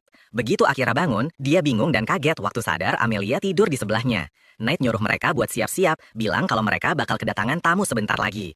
Seorang pandai besi bernama Crow masuk ke kamar mereka, dan Knight bilang kalau dialah yang mempekerjakannya. Crow bilang dia nggak bisa nolak permintaan dari sang mimpi buruk Adlia, dan julukan itu bikin Amelia bingung. Knight ngejelasin kalau Crow itu pandai besi terbaik di dunia, dan alasan kenapa dia bawa mereka semua ke benua ras binatang. Setelah perkenalan, Crow minta buat ngeliat pedang Akira. Begitu ngeliatnya, Crow sadar kalau Akira pasti ngerusakin pedangnya di labirin Kantan. Amelia kaget, Crow bisa tahu semua itu cuma dengan ngeliat doang. Akira nanya apa pedangnya bisa di-upgrade. Crow bilang dia butuh bahan-bahan yang pas dan juga uang buat itu. Akira setuju buat nyariin barang-barangnya dan minta Crow buatin 20 senjata lempar juga buat dia. Dengar permintaannya, Crow sadar kalau Akira itu seorang pembunuh. Dia muji keahlian Akira, tapi bilang kalau Akira masih terlalu kurang pengalaman buat pakai senjata mahakaryanya. Amelia nggak suka sama komentar Crow, tapi Akira bilang kalau asumsi Crow itu nggak salah. Knight juga kasih tahu Amelia kalau meskipun sekarang Crow jadi pandai besi, dulu dia pernah bertarung di parti pahlawan sebelumnya. Setelah ngasih Akira daftar bahan dan biaya perbaikannya, Crow ninggalin kamar. Knight yakinin Akira kalau Crow itu orang yang paling pas buat kerjaan ini, tapi Akira jadi bingung gimana caranya dia bisa dapat semua bahan dan uang yang dibutuhin. Knight nyuruh dia buat berburu monster aja di labirin, buat ngumpulin bahan dan jual sisanya. Akira setuju, mikir kalau ini kesempatan bagus buat naikin level skillnya juga. Lihat Akira setuju, Knight ngejelasin kalau labirin di kota Yuruk itu butuh level petualang tertentu buat bisa masuk. Jadi Akira mutusin buat ngurusin masalah itu nanti. Tiba-tiba Amelia nanya, apa dia boleh ngobrol sama Crow, jadi Akira ngebolehin. Dia nyuruh Knight buat jagain Amelia sebelum pergi buat nyari informasi soal kota itu. Gak lama kemudian, Amelia dan Knight datang ke bengkel Crow yang nanya kenapa mereka datang ke sana. Amelia nyebutin kalau di parti pahlawan sebelumnya, cuma seorang ras binatang dan si pahlawan yang selamat setelah gagal ngalahin Raja Iblis. Jadi, dia yakin Crow pasti salah satu dari mereka yang selamat itu. Crow mengangguk dan ngungkapin kalau di parti mereka juga ada seorang elf, tapi dia tewas dalam pertempuran. Dia bertanya-tanya apa Amelia marah padanya karena ngebiarin kaumnya mati. Tapi Amelia percaya kalau bisa selamat dari pertarungan lawan Raja Iblis itu, bukti kalau dia jauh lebih kuat dari mereka. Dia minta Crow buat ngajarin cara bertarung, tapi Crow langsung nolak. Dia ngejelasin kalau dia pernah nerima murid lain sebelumnya, tapi nggak ada satupun yang tahan sama latihannya yang keras. Amelia janji nggak bakal berhenti, bilang kalau dia harus jadi lebih kuat supaya bisa ngimbangin Akira. Tapi Crow ngingetin Knight kalau dia cuma setuju buat permintaan pandai besi, bukan buat nerima murid. Knight bilang kalau dia nggak bisa ngatur tindakan Amelia dan minta Crow berhenti manggil dia dengan sebutan mimpi buruk Adlia. Crow nolak, bilang kalau Knight itu simbol ketakutan yang bikin ngeri setiap ras binatang di benua itu. Amelia penasaran gimana Knight bisa dapat julukan itu. Jadi, Knight ngejelasin kalau lebih dari 100 tahun yang lalu, kota Adlia itu kota terbesar di benua ras binatang. Suatu hari, Raja Iblis nyuruh Knight buat nyerang Adlia buat neror para ras binatang yang udah nyerbu wilayah Iblis. Meskipun misi Knight cuma buat nakut-nakutin para pejabat tinggi di kota itu, dia malah lepas kendali sama instingnya dan ngebunuh warga sipil yang gak bersalah di sana. Gara-gara semua penderitaan yang Knight timbulkan pada orang-orang yang gak bersalah, para ras binatang mulai manggil dia mimpi buruk Adelia, sebuah simbol kehancuran untuk bertahun-tahun ke depan. Balik ke kamarnya, Akira jadi tahu semua cerita ini karena dia terhubung sama pikiran Knight lewat ikatan mereka. Sementara itu, pas Knight selesai cerita, dia ngungkapin kalau dia udah kehilangan harapan sama dirinya sendiri setelah tragedi itu. Tapi, setelah ketemu Akira, dia ngerasa yakin bisa ngendaliin dirinya biar nggak ngamuk lagi. Crow kaget dan sadar kalau Knight udah berubah. Kucing itu ngaku kalau dia emang bersalah atas banyak kejahatan, tapi Knight bilang dia nggak akan biarin dirinya mati sekarang karena dia mau ngabdi sama tuan barunya. Crow bilang kalau dia nggak punya dendam sama Knight, tapi ceritanya belum selesai. Dia ingat waktu ketemu Knight setelah kehancuran Adlia, pas dia lagi ziarah ke makam kakaknya. Knight ngebolehin Crow buat balas dendam dengan ngebunuh dia, tapi Crow nolak, bilang kalau Knight itu cuma dijadiin alat sama Raja Iblis. Terus Crow bilang ke Knight kalau bukan dia yang ngebunuh kakaknya, tapi ras binatang lain dari kota yang sama. Ternyata setelah Knight ninggalin Adlia, kakaknya Crow nyoba nolongin semua orang yang terluka atau terjebak. Tapi salah satu bangsawan di kota itu takut kalau Knight bakal balik lagi, jadi dia ngebutin keretanya buat kabur. Karena buru-buru, orang itu ngebut ke arah kerumunan orang yang terluka, jadi kakaknya Crow minta dia buat pelan-pelan. Sayangnya, bangsawan berhati dingin itu malah ngebakar dia hidup-hidup bareng banyak orang lain. Dengan kejamnya ngerebut nyawanya cuma buat ngirit beberapa detik demi kepentingannya sendiri. Meskipun Crow marah banget karena Tuan Graham udah ngerebut nyawa kakaknya, dia nggak balas dendam karena dia mikir kakaknya nggak bakal mau itu. Amelia ngerasa ceritanya tragis banget, jadi Crow bilang dia nggak butuh simpatinya. Tapi Amelia bilang dia kasihan sama kakaknya dan bilang kalau Crow itu cuma jadiin kakaknya sebagai alasan buat lari dari tanggung jawab. Dia nunjukin kalau Crow cuma berasumsi kakaknya nggak mau balas dendam. Padahal itu tanggung jawabnya buat membalaskan kematiannya. Crow jadi marah dengar kata-katanya, tapi Amelia bilang dia juga dulu ngerasa begitu. Tapi Akira ngebantu dia sadar kalau dengan ngabaikan perasaan kakaknya, dia justru makin nyakitin kakaknya. Dengar ini, Crow diam sejenak sebelum nyuruh Amelia pergi. Sementara itu, Akira mutusin buat pakai konsil buat nyelinap masuk ke labirin terlarang. Tiba-tiba, ada ledakan keras di dekat situ dan kerumunan ras binatang lari dari area itu pas naga-naga beterbangan keluar. Sambil nonton dari jauh, Knight dan Amelia bergegas menuju kota. Tiba-tiba, monster-monster raksasa keluar dari labirin kota, ngebunuhin orang-orang yang gak bersalah. Amelia langsung lari buat nolongin mereka dan minta Knight buat evakuasiin orang sebanyak mungkin. Pas Knight lari, seorang anak laki-laki aneh yang naik cacing manggil Amelia. Pas Amelia nengok, dia sadar kalau itu anak yang sama yang pernah nipu Kirika waktu kecil. Anak itu ngenalin dirinya sebagai orang sebelum bilang kalau Raja Iblis udah merintahin dia buat ngebiarin Amelia tetap hidup. Dia nyuruh cacingnya buat nangkep Amelia, sementara di tempat lain, Akira lagi ngelawan monster-monster ganas. Tiba-tiba, Knight ngasih tahu dia kalau Amelia udah ditangkap dan dibawa masuk ke labirin. Ini bikin Akira kaget, dan dia langsung lari ngambil pedang lain dari seorang ras binatang yang udah jatuh. Knight segera kembali, dan Akira bilang mereka harus beresin dulu monster di luar sebelum masuk ke labirin, dan nyuruh Knight buat mundur. Nggak lama, dia ngeluarin versi raksasa dari sihir bayangan yang disebut Shadow Hell, yang nyelimutin seluruh kota dan ngebantai setiap monster di sana. Sambil dia habisin para monster, Akira meraung marah, kaget sama betapa kuat emosinya. Begitu sihirnya hilang, dia pingsan karena kecapean. Ngeliat tuannya terluka, Knight langsung lari nolongin. Sementara itu, sistem deteksi kerusakan di tubuh Akira dan ngaktifin sihir bayangannya buat nyembuhin dia. Bayangan itu nyelimutin tubuhnya dan mulai bersinar lembut sambil perbaikin luka-lukanya. Knight nonton dengan takjub pas Akira sembuh total cuma dalam beberapa detik. Begitu dia pulih, Knight bawa dia ke tempat lain buat istirahat. Akira bangun gak lama kemudian dan nanya ke Knight mereka lagi di mana. Knight jelasin kalau mereka ada di rumah Crow, karena itu tempat yang aman buat istirahat. Terus Akira nanya udah berapa lama dia tidur. Knight ngungkapin kalau dia pingsan selama 1,5 hari penuh. Ini bikin Akira kaget, tapi Knight nunjukin kalau Akira itu bener-bener diambang kematian. Jadi masih hidup aja udah keajaiban. Tapi satu-satunya alasan Akira bisa selamat adalah karena sihir bayangannya aktif sendiri buat nyembuhin dia. Knight ngerasa curiga sama sihir aneh ini. Tapi Akira bilang, dia sendiri aja nggak ngerti sepenuhnya sama kemampuannya. Jadi mereka harus fokus sama masalah yang ada sekarang. Setelah bangun dari tempat tidur, dia nemuin Crow di luar dan makasih buat tumpangannya. Terus pas Akira mau ninggalin rumah, Crow nanya dia mau kemana. Dia bilang ke Crow kalau dia mau nyelamatin Amelia. Crow nunjukin kalau Akira nggak punya cara buat ngelacak di mana Amelia. Tapi Akira tetap keras kepala dan pergi, bertekad buat bawa Amelia kembali apapun risikonya. Crow nyoba nenangin dia, tapi Akira terlalu cemas soal Amelia buat bisa santai. Pas Crow nunjukin kalau dia mau ngelawan iblis tanpa bawa senjata, Akira cuma jawab kalau dia nggak butuh. Akhirnya, Crow nunjuk ke sebuah pedang yang udah jadi di ruangannya, bilang kalau Akira terlalu marah sampai nggak sadar. Pas Akira ngambil senjatanya, dia sadar kalau itu pedang ganda. Crow ngejelasin kalau belati ganda lebih cocok sama gaya bertarung pembunuhnya dan nyuruh dia bayar bahan-bahannya nanti. Terus Crow ngasih dia sebuah cincin dari pahlawan kedua atau ketiga yang bertuliskan, "Aku akan menuntunmu ke mana saja." Crow kaget Akira bisa baca tulisan itu, jadi dia nanya apa fungsi cincin itu sebenarnya. Crow menjelasin kalau cincin itu bisa nemuin lokasi pasti dari apapun yang dicari penggunanya. Akira langsung nyoba pakainya buat nemuin keberadaan Amelia. Gak lama, cincin itu bersinar dan nunjuk ke lokasi labirin Brood. Crow heran kenapa Amelia belum ada di wilayah iblis, tapi Akira langsung berangkat sama Knight, siap buat jemput Amelia kembali. Pas mereka berangkat, Knight mohon sama Akira buat berhenti bertindak nekat. Dia minta maaf karena udah membahayakan nyawa Knight, tapi Knight bilang Akira juga harus jaga diri. Sementara itu, di dalam labirin, Amelia duduk diam sementara Oram ngerasa puas sama kekuatan seni mengendalikan monsternya. Dia sadar meskipun sihir monsternya nggak bisa sepenuhnya ngendaliin manusia dan elves, tapi masih bisa bikin mereka nggak bisa gerak. Pas Rangga Oram menggangguin Amelia, dia nanya kenapa orang lakuin ini. Kaget karena Amelia masih bisa ngomong. Oram bilang kalau cuma iblis tingkat 2 yang bisa pakai lingkaran teleportasi. Karena Oram itu iblis tingkat 3, dia nggak punya kekuatan buat teleportasi. Jadi dia ngejelasin kalau dia lagi nunggu seniornya datang buat bikinin lingkaran teleportasi ke wilayah iblis. Amelia nanya kapan seniornya bakal datang, tapi Oram juga nggak tahu. Dia ngerasa lucu ngelihat Amelia nyoba ngumpulin informasi padahal statusnya tawanan. Terus dia bilang kalau Amelia ngarep Akira bakal nyelamatin dia yakin Akira nggak bakal bisa ngalahinnya. Dia ngungkapin kalau dia nggak ada niat buat ngebunuh Amelia karena Raja Iblis pengen Amelia hidup. Sementara itu, Akira sampai di luar labirin. Pas dia pakai cincin sihirnya, cincin itu nunjuk ke bawah tanah. Dan Knight sadar mereka harus masuk jauh ke level bawahnya sebelum bisa bergerak.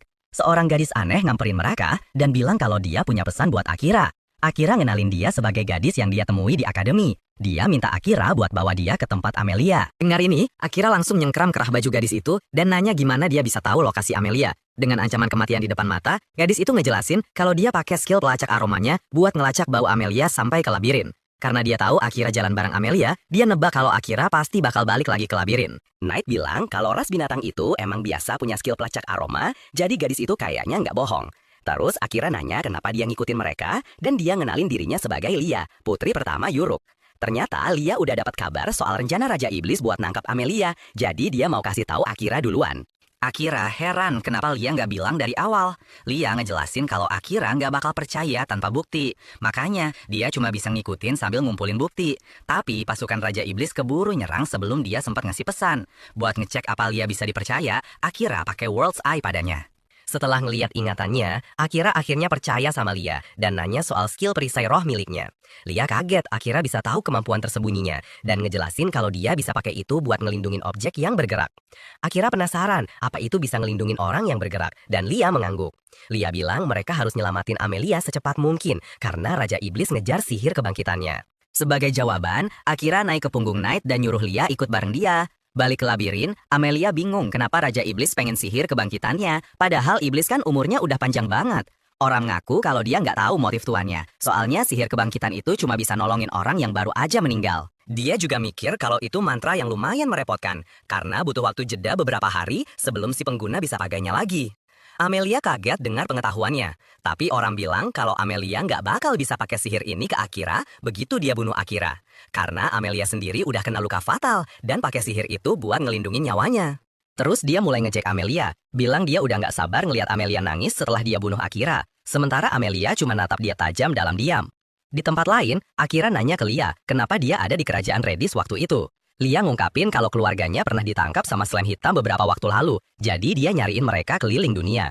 Terus Lia juga ngejelasin kalau dia sebenarnya datang dari kalangan biasa, tapi keluarga kerajaan ngadopsi dia. Dulu dia hidup damai di desanya, tapi tiba-tiba muncul slime hitam entah dari mana. Meskipun slime itu monster yang lemah banget, slime hitam ini cukup kuat buat nelan seluruh desa Lia, ninggalin dia di tangan keluarga bangsawan.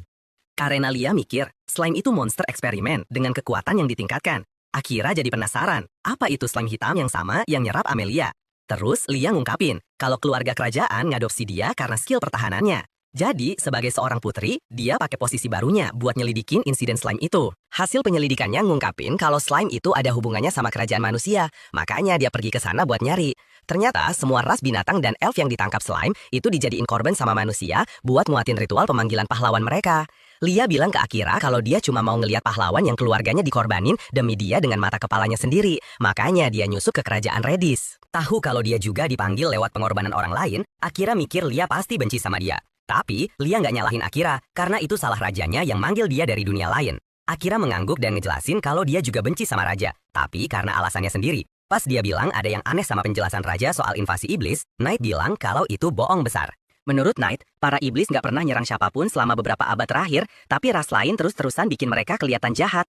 Ini bikin Akira bingung, tapi sebelum dia sempat nanya, mereka sampai di labirin. Begitu masuk, Lia nunjukin kalau mereka nggak bisa turun lantai tanpa ngalahin sejumlah monster setiap kalinya. Karena Akira nggak mau buang-buang waktu, dia mutusin buat pakai sihir bayangannya. Buat ngabisin semua monster dengan cepat, tapi Knight ngingetin dia buat nyimpen kekuatannya buat ngelawan iblis di lantai terakhir. Akira bilang kalau dia nggak mau mempertaruhkan nyawa Amelia lebih lama lagi. Ngeliat tekadnya, Knight nawarin diri buat pakai kekuatan sejatinya dan musnahin para monster itu. Tapi, dia ngingetin Akira kalau dia bisa lepas kendali lagi dalam wujud itu. Meskipun Knight mikir dia udah cukup kuat buat nahan instingnya sekarang, Akira yakinin dia kalau dia bakal terus ngawasin supaya Knight bisa berubah tanpa perlu khawatir. Akhirnya, dengan dorongan dari Akira, Knight berubah ke wujud aslinya. Dalam wujud ini, Knight melesat melewati level-level labirin sambil ngabisin semua monster yang ngehalangin jalan mereka. Meskipun Knight gerak dengan kecepatan luar biasa, Akira sadar kalau Knight gak ngerespon suaranya. Buat nenangin dia, Akira ngejangkau jiwa Knight yang akhirnya mulihin kewarasannya. Pas Knight bergerak lebih terkendali, Akira nanya kenapa iblis dibenci banget. Knight ngejelasin kalau Raja Iblis pertama nyerang ras lain sebagai balas dendam karena udah ngasingin para iblis di benua terpencil yang dikenal sebagai volcano. Setelah kejadian itu, ras-ras lain ngejadiin semua iblis sebagai penjahat dan nganggap siapapun yang ngelawan mereka sebagai pahlawan. Akira sadar kalau ras lain itu cuma rasis dan Knight mengangguk. Terus dia juga ngejelasin kalau beberapa generasi yang lalu ada seorang pahlawan bodoh yang ngebunuh istri Raja Iblis. Raja Iblis itu sebenarnya sosok yang lembut dan peduli sama teman-temannya. Tapi si pahlawan malah ngebunuh istrinya yang gak berdaya cuma buat cari muka di antara kaumnya. Meskipun Akira kasihan sama Raja Iblis yang baik hati ini, dia ngingetin Knight kalau dia gak akan kasih ampun sama Raja Iblis yang sekarang kalau dia punya niat jahat ke Amelia. Knight gak masalah dan bilang ke Akira buat nganggap iblis sebagai ras yang punya orang baik dan jahat.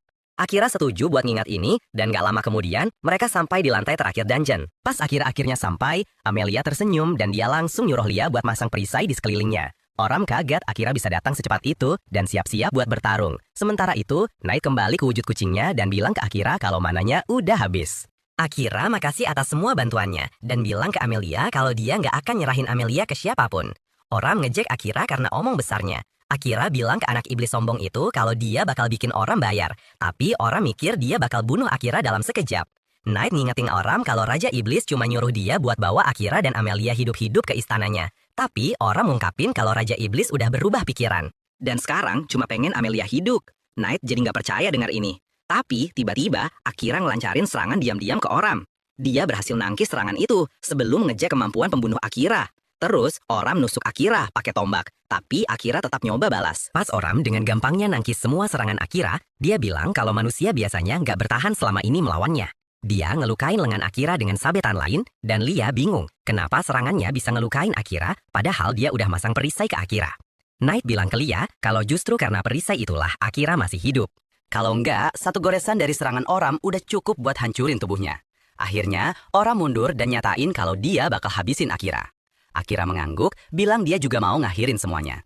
Tiba-tiba, dia ngaktifin sihir bayangannya yang nyerap darah yang keluar dari lukanya sendiri. Sihir bayangan itu nyubah darahnya jadi monster bayangan yang langsung nyerbu Oram. Bahkan Jenderal Iblis itu pun kaget. Pas monster bayangan yang kuat itu nyerang Oram, Akira nebas lengannya, bikin senjatanya nggak berguna. Amelia kaget lihat kekuatan Akira. Bahkan Knight pun terpana, karena Akira baru aja ngalahin Iblis tingkat 3. Merasa terpojok, Oram mainin serulingnya yang manggil 3 monster raksasa ke dalam ruangan. Karena Akira baru aja pakai sihir bayangannya, dia nggak bisa ngisi ulang mana tepat waktu buat nahan serangan mereka. Lihat Akira nggak berdaya, Lia mutusin buat ngeluarin semua mananya buat perkuat perisainya, yang bikin Akira bisa nahan serangan monster itu. Dengan waktu yang dia dapat dari istirahat di dalam perisai, Akira bisa ngeluarin serangan kuat lainnya dan ngebunuh monster-monster itu dengan satu serangan terakhir. Setelah monster-monster itu tumbang, Amelia jalan ke arahnya, karena kendali Oram udah melemah. Sementara itu, Oram laku kalah dan Akira ngarahin pedangnya ke dia. Tapi, dia ragu buat ngebunuh iblis muda itu, karena dia mirip banget sama manusia. Akhirnya, dia nggak bisa nebas pakai pedangnya tepat waktu, ngasih kesempatan buat iblis tingkat 2 bernama Mahiro buat teleportasi ke dalam labirin. Pas Mahiro keluar dan nyapa Akira, Akira jadi ragu apa keputusannya buat ngebiarin Oram hidup itu benar. Knight ngingetin Akira buat nggak ngelawan Mahiro, dan Akira setuju. Dia tahu iblis ini levelnya udah beda banget. Mahiro lihat Oram udah nggak bisa lanjut bertarung, jadi dia pakai kekuatannya buat ngedorong Oram ke belakang ruangan, terus ngalihin fokusnya ke Akira. Cuma dengan jentikan jari, Mahiro hancurin perisai Lia, dan Akira langsung nyuruh Lia buat mundur. Si iblis setuju, bilang kalau dia nggak ada urusan sama Lia. Terus dia pakai mantra lain yang melesat lurus ke arah Amelia. Mantra mematikan itu nembus dada Amelia, bikin dia teriak kesakitan. Kaget, Akira lari buat nolongin, tapi Mahiro bilang dia nggak ngebunuh Amelia. Lihat Amelia kesakitan banget, Akira natap si iblis dengan tatapan membunuh, yang cuma dibalas ejekan. Knight ngingetin dia buat nggak kepancing. Tahu dia nggak bisa menang, Akira bingung gimana caranya ngelindungin Amelia. Sementara itu, Mahiro ngeluarin mantra baru yang nutup semua jalan keluar. Knight sadar itu sihir perisai, jadi Mahiro bilang dia nggak mau Akira kabur. Dengan jalan keluarnya ketutup, Akira bingung mau ngapain, soalnya sihir bayangannya juga udah habis. Tiba-tiba Mahiro nanya ke Akira apa arti nama depannya, Oda, dalam bahasa Jepang. Ini bikin Akira kaget. Mahiro pun konfirmasi kalau dia juga dari Jepang. Akira bingung kenapa orang dari dunia lain kayak dia malah mihak iblis. Tapi dia nggak punya waktu buat bereaksi pas Mahiro pakai mantra lain buat nyerang dia. Pas Akira nyaris aja ngindar dari serangan itu. Serangannya balik lagi dengan efek ngejar dan ngelukain kulitnya. Terus dia lari buat nyerang Mahiro, tapi Mahiro laksa dia buat ngindar dari mantra cakram yang mematikan. Terus Mahiro ngelanjutin dengan serangan lain. Jadi Akira nutupin sebagian kecil kulitnya pakai sihir bayangan buat nahan proyektil itu. Mahiro sadar kalau energi sihir bayangan Akira udah menipis. Jadi dia penasaran sebagus apa performanya kalau dalam kekuatan penuh. Tapi dia bilang kalau para petinggi bakal marah kalau dia kelamaan. Jadi dia bakal selesain tugasnya segera. Pas Akira lihat betapa gampangnya seorang pahlawan ngeluarin serangan mematikan, dia mikir ini udah tamat buat dia. Tiba-tiba Knight bilang ke Akira kalau mananya udah pulih sebagian dan dia maju buat bertarung. Mahiro nanya ke Knight apa dia ngehianatin Raja Iblis, dan si kucing hitam itu negasin kalau Akira sekarang adalah tuan sejatinya. Terus Knight minta Akira lewat telepati buat mutusin kontrak mereka. Ini bikin Akira kaget. Jadi si kucing ngejelasin kalau dia bakal ngorbanin diri buat ngalihin perhatian Mahiro yang bakal ngasih Akira cukup waktu buat kabur. Knight mikir Akira harusnya nyelamatin diri sendiri, tapi Akira nolak ngorbanin partnernya. Sementara itu, Mahiro jadi penasaran sama percakapan telepati mereka, tapi ngasih mereka sedikit waktu. Setelah mikir-mikir, Akira bilang ke Knight kalau dia siap mempertaruhkan segalanya bareng Knight kalau itu ngasih mereka berdua kesempatan sekecil apapun buat hidup. Dia ngajak Knight buat bertarung bareng, dan si kucing ngingetin Akira kalau dia terlalu nekat. Tapi dia ngehargain perhatian tuannya, dan tiba-tiba Knight berubah jadi tiruan siren buat bertarung di sisinya. Mahiro kaget ngelihat wujud baru ini, jadi Knight ngejelasin kalau ini satu-satunya wujud yang bisa dia pakai dengan kekuatan cukup buat ngelawan Mahiro. Terus Knight bilang ke Akira kalau dia nggak bisa nahan wujud ini lama-lama. Jadi mereka harus selesain pertarungannya cepat. Nggak lama, mereka berdua langsung maju bertarung, dan Knight pakai teknik terkuat Siren buat manggil palu raksasa. Pas palu cahaya itu muncul di ruangan, Mahiro ngeluarin perisai sihir buat nahan. Akira sadar kalau cahaya palu yang kuat itu nyiptain bayangan yang lebih kuat buat dia, dan nyuruh Knight buat mulai nyerang. Knight nurunin palunya, dan perisai Mahiro hancur. Tapi Mahiro manggil lingkaran sihir yang ngehujanin petir kedua lawannya. Pas mereka berdua ngindar, Akira nyelimutin tubuhnya pakai bayangan buat ngelindungin diri dan deketin Mahiro. Dia nyerang si iblis, tapi Mahiro ngindar dari serangannya. Terus Akira berbalik dan hancurin sebuah lingkaran sihir tepat sebelum Mahiro muncul lagi di belakangnya buat nyerang. Setelah nyaris ngindar dari serangan berikutnya, Akira mundur dan Knight lompat buat balas nyerang Mahiro. Setelah serangannya, Knight ngasih isyarat ke Akira, jadi mereka berdua mulai nyerang Mahiro barengan. Pas mereka berdua maksa Mahiro mundur, Akira jadi kepikiran, apa begini rasanya kalau bertarung bareng gurunya. Gak lama, serangan gabungan mereka berhasil ngelukain punggung Mahiro. Tapi Knight bilang ke Akira kalau mananya udah hampir habis. Akira yakin dia bisa ngakhirin pertarungan sebentar lagi. Tapi Mahiro ngingetin kalau dia belum selesai. Pas si iblis jentikin jarinya, gak ada lagi lingkaran sihir yang muncul. Jadi Akira mikir sihirnya udah habis. Tiba-tiba sebuah tangan nembus dada Akira. Pas dia nengok, dia lihat Amelia yang lagi dikendaliin sama Mahiro. Pas kendali pikirannya lepas, Amelia sadar apa yang udah dia lakuin dan mulai nangis. Akira jatuh ke tanah tanpa nyawa dan Amelia teriak putus asa ngelihat dia terbaring tak berdaya. Dia minta maaf atas kesalahannya, tapi Akira tahu Amelia nggak sengaja nyakitin dia. Knight juga langsung lari ngecek Akira, sadar kalau Mahiro ngendaliin Amelia pakai mantra yang dia pakai di awal. Mahiro mengangguk bangga, ngejelasin kalau sihirnya bisa bikin dia ngendaliin target dan ngeluarin kekuatan penuhnya lewat tubuh mereka. Sementara itu, Akira dengan lemah bilang dia nggak akan biarin dirinya mati dan ninggalin Amelia. Mikirin semua tujuannya yang belum tercapai, dia berharap banget bisa selamat entah gimana caranya.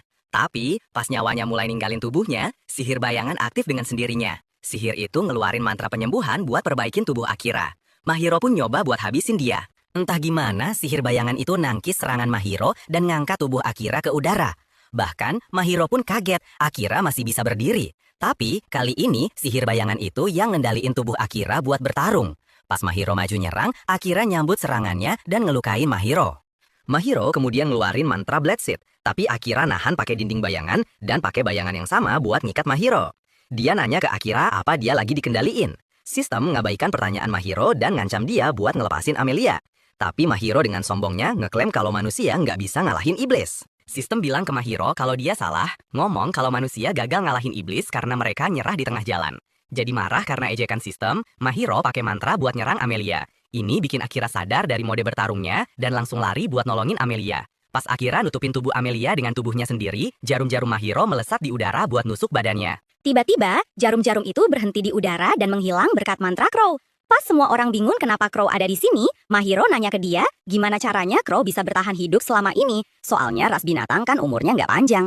Crow bilang meskipun dia udah nggak di masa primanya lagi, kekuatannya nggak melemah amat. Mahiro mengangguk, ngerti kalau dia kalah tanding dan siap-siap pergi bareng Oram.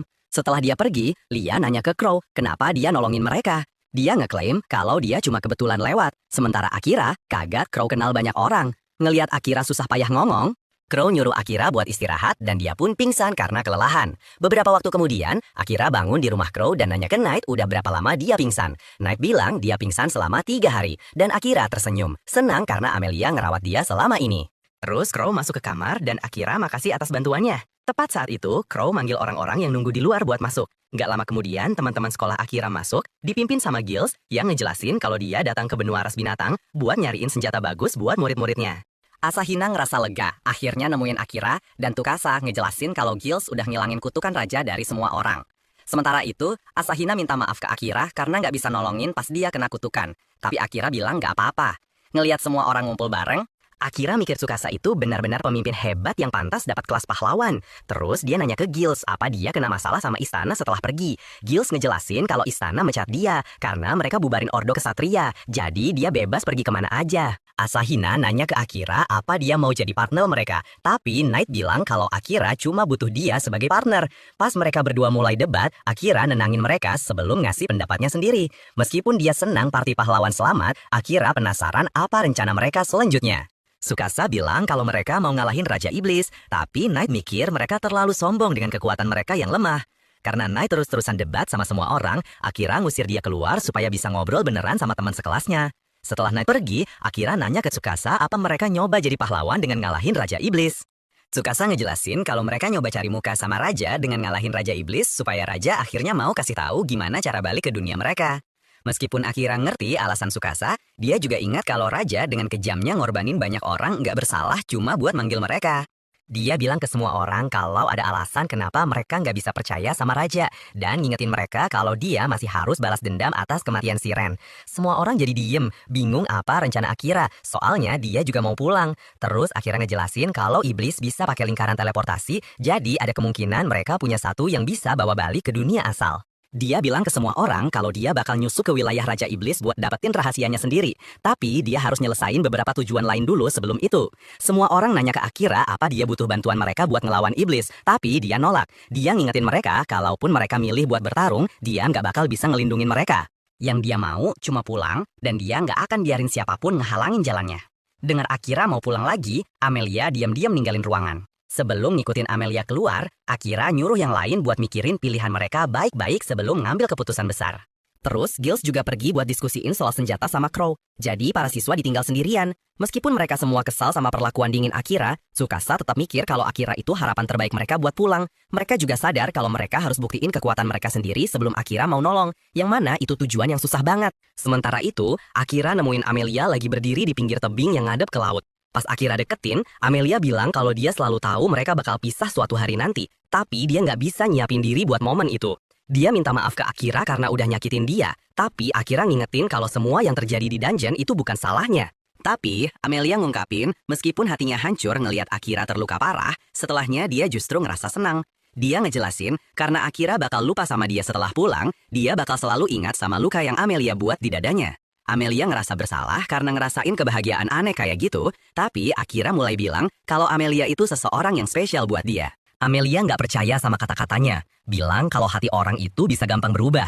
Akira bilang kalau dia sendiri aja kadang nggak ngerti perasaannya, tapi bukan berarti mereka harus khawatir banget sama masa depan.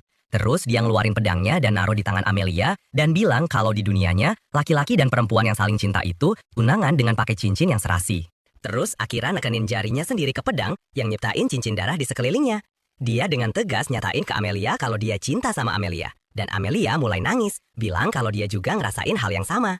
Terus setelah mereka berdua nikah dengan cincin darah mereka, Akira nanya apa Amelia mau sesuatu darinya. Amelia nyuruh Akira buat jaga diri dan selalu cinta sama dia. Dan Akira setuju sama keinginannya. Terus mereka berdua menyegel cinta mereka dengan sebuah ciuman. Sementara itu, kembali ke rumah, teman-teman sekelas Oda sedang mencoba memikirkan cara untuk membuktikan diri mereka kepadanya. Salah satu dari mereka teringat pernah mendengar tentang serentetan kasus orang hilang yang baru-baru ini terjadi di kota terdekat. Tampaknya ada sebuah festival dengan kontes yang sedang berlangsung saat ini. Tetapi, entah kenapa setiap pemenangnya tiba-tiba menghilang dan ada desas-desus bahwa mereka diperdagangkan di pasar gelap. Jika mereka berhasil memecahkan misteri ini dan menghentikan jaringan perdagangan manusia tersebut, mungkin Oda akan mempertimbangkan untuk bekerja sama dengan mereka, atau setidaknya tidak akan menganggap mereka sebagai beban lagi. Rencana ini patut dicoba, tetapi mereka tidak mau langsung memberitahu Oda rencananya. Jadi, mereka membuat alasan dan berkata akan pergi ke kota Mori untuk menikmati festival yang sedang berlangsung di sana. Amelia tampaknya sangat tertarik karena festival terdengar menyenangkan dan kabarnya di sana juga ada kontes kecantikan, jadi dia sangat ingin berpartisipasi. Begitu mereka tiba di kota, Amelia dan yang lainnya langsung menuju ke stand pendaftaran kontes kecantikan. Tetapi, sesampainya di sana mereka mendapati seorang wanita sedang berdebat dengan perwakilan yang bertugas. Wanita itu mengeluh tentang betapa tidak adilnya semua orang bisa mendaftar tanpa masalah, tetapi dia ditolak hanya karena rasnya. Oda mendekati meja untuk melihat apa yang diributkan, dan wanita itu memperkenalkan dirinya sebagai Letty, dan menjelaskan kepadanya bahwa mereka tidak mengizinkannya berpartisipasi dalam kontes kecantikan karena dia adalah seorang iblis. Oda terkejut mengetahui bahwa dia adalah iblis karena penampilannya sama sekali tidak seperti iblis-iblis dalam cerita fiksi. Akan tetapi, Amelia benar-benar tidak suka melihat betapa dekatnya Letty dengan Oda. Jadi, dia menyela di antara mereka dan meletakkan lencana identitasnya di atas meja agar perwakilan tersebut bisa mendaftarkannya untuk kontes. Perwakilan itu takjub saat mengetahui bahwa Amelia adalah seorang putri elf karena dia tidak menyangka akan ada peserta sekaliber itu. Dan saat perwakilan itu sedang mendaftarkannya, Amelia menoleh ke Oda dan berkata bahwa dia tidak diizinkan untuk menggoda siapapun selain dirinya. Oda mengatakan dia sama sekali tidak bermaksud menggoda, dan Letty meminta maaf karena telah menyebabkan kesalahpahaman, karena dia punya kebiasaan jadi sangat mudah akrab dengan orang lain. Selain itu, Letty masih punya masalah yang belum selesai dengan perwakilan itu, karena tetap saja tidak adil menolak keikutsertaannya hanya karena rasnya. Perwakilan itu tidak dapat menyangkal bahwa satu-satunya alasan dia menolak Letty adalah karena dia seorang iblis. Tetapi iblis punya reputasi yang sangat buruk. Jadi dia khawatir membiarkan Letty bergabung dalam kontes akan menimbulkan masalah. Jika itu masalahnya, maka Oda berkata dia bersedia bertanggung jawab atas Letty untuk memastikan tidak ada hal buruk yang terjadi. Dan perwakilan itu tampaknya setuju dengan pengaturan tersebut. Jadi dia mengizinkan Letty untuk mendaftar. Letty sangat gembira dan berterima kasih banyak kepada Oda. Tapi kemudian dia memperhatikan Knight di lantai dan bertanya-tanya mengapa dia ada di sini. Knight tampak sedikit gugup bertemu lagi dengan Letty. Tapi dia menjelaskan bahwa dia telah membentuk kontrak dengan Oda sehingga dia menjadi familiarnya sekarang. Oda penasaran bagaimana Knight dan Letty bisa saling kenal, tapi Knight bilang ceritanya panjang, jadi dia akan memberitahunya nanti. Karena masih ada waktu sebelum kontes dimulai, Letty bertanya pada Oda dan Amelia apakah mereka mau melihat-lihat festival bersamanya. Dan Amelia setuju, jadi Oda memutuskan untuk ikut. Kemudian, Letty mengumumkan partisipasinya dalam kontes kecantikan kepada publik, dan untuk meyakinkan orang-orang agar memilihnya, dia mengadakan acara jabat tangan dan tanda tangan bagi siapa saja yang mau, dan dia mulai menarik kerumunan. Oda berpikir agak aneh bahwa Letty begitu pandai bersosialisasi meskipun dia seorang iblis. Tapi Knight mengatakan Letty memang sudah seperti itu sejak dulu. Dan bagaimanapun juga, Amelia tidak merasakan firasat buruk darinya. Jadi menurutnya, Letty cukup baik. Tepat pada saat itu, dua gadis kebetulan melihat Oda dan mereka menjadi sangat bersemangat memanggilnya sang pembunuh senyap. Tapi Oda sama sekali tidak tahu apa maksudnya. Crow menjelaskan kepadanya bahwa banyak orang melihatnya menggunakan sihir hitam untuk mengalahkan monster-monster yang meneror kota saat Elem menyerang. Dan sejak saat itu, mereka menyebutnya sebagai sang pembunuh senyap dan akibatnya dia menjadi cukup terkenal. Dia juga mendapatkan promosi di guild, tapi Crow agak lupa memberinya lencana identitas barunya saat dia pertama kali bangun. Jadi dia menyerahkannya sekarang. Oda dipromosikan ke peringkat kuning. Tapi dia tidak punya gambaran sama sekali tentang sistem peringkat guild. Jadi, Amelia menjelaskan bahwa dia saat ini berada di peringkat perak, dan Kirika kebetulan berada di peringkat emas. Jadi, secara teknis, Oda seharusnya berada di peringkat yang lebih tinggi, tetapi Guild tidak tahu tentang sebagian besar aktivitasnya di dungeon. Tepat pada saat itu, gadis-gadis dari kelas Oda memanggil Amelia untuk memberitahunya bahwa mereka menemukan sebuah kios dengan banyak makanan langka. Jadi, dia segera bangkit untuk memeriksanya. Dan sementara itu, teman-teman sekelas Oda semua memutuskan untuk ikut serta dalam undian. Oda meminta Knight untuk mengikuti Amelia untuk memastikan dia tidak mendapat masalah, dan Knight mematuhi perintahnya. Tetapi, saat dia berjalan di jalan, banyak orang secara aktif menghindarinya, karena mereka masih waspada terhadap para Cat Sith. Sekarang, hanya tersisa Oda dan Crow yang duduk di meja. Tapi Oda tidak begitu mengerti kenapa Crow ikut, karena dia tidak terlihat seperti tipe orang yang peduli untuk bersenang-senang di festival. Crow menjelaskan bahwa, seperti yang sudah Oda ketahui, adik perempuannya dibunuh oleh seorang bangsawan bernama Graham. Dan alasan dia belum membalas dendam sampai sekarang adalah karena dia pikir adiknya tidak ingin dia melakukannya. Tetapi bahkan jika dia mau, mustahil baginya untuk melakukannya sekarang. Kekuatan Crow telah menurun selama bertahun-tahun dan Graham terus-menerus dikelilingi oleh pengawal yang kuat, jadi untuk mendekatinya bukanlah hal yang mudah. Beralih ke topik yang sama sekali tidak berhubungan, Crow mengingatkan Oda bagaimana dia menyelamatkannya di dungeon beberapa hari yang lalu. Dan jika dia tidak melakukannya, Oda mungkin sudah mati sekarang. Jadi, dia berutang budi padanya, dan ada sesuatu yang Crow ingin dia lakukan. Saat Oda mendengarkan permintaan itu, matanya terbelalak, dan Crow mengerti bahwa ini bukanlah hal yang bisa diputuskan dengan segera. Jadi, dia memberitahu Oda untuk mengambil waktu sebanyak yang dia butuhkan untuk memikirkannya. Tepat pada saat itu, Jill muncul dan memberitahu Crow bahwa mereka masih harus mencari penginapan. Jadi, Crow bangkit dan memberitahu Oda bahwa dia sudah berinisiatif mencarikannya beberapa kursi terbaik yang tersedia di stadion kontes kecantikan, sehingga dia bisa pergi ke sana lebih dulu. Di stadion, kontes kecantikan sedang berlangsung meriah dan para gadis tampil habis-habisan dengan gaun dan penampilan mereka. Tetapi tidak ada dari mereka yang punya banyak kesempatan melawan kecantikan Amelia. Karena sejak dia melangkah ke atas panggung, sudah jelas bahwa dia telah menjadi favorit penonton dan Oda tidak bisa mengalihkan pandangan darinya karena betapa mempesonanya dia terlihat. Pada titik ini, sebagian besar orang mengira Amelia akan dinyatakan sebagai pemenang kontes kecantikan. Tetapi masih ada satu kontestan tersisa, dan itu adalah Letty. Setelah namanya dipanggil, dia berjalan ke tengah panggung dengan jubahnya. Tetapi dia berhenti sejenak dan meletakkan beberapa batu sihir sebelum melakukannya lagi di tempat lain. Hal ini membuat penonton bingung. Tetapi sesaat kemudian dia melepaskan jubahnya, memperlihatkan pakaian aslinya, dan pertunjukan cahaya yang luar biasa untuk mengiringi penampilannya. Para penggemar sangat menyukai penampilan Letty, sehingga namanya melesat naik di papan peringkat, dan dia akhirnya seri dengan Amelia untuk posisi pertama.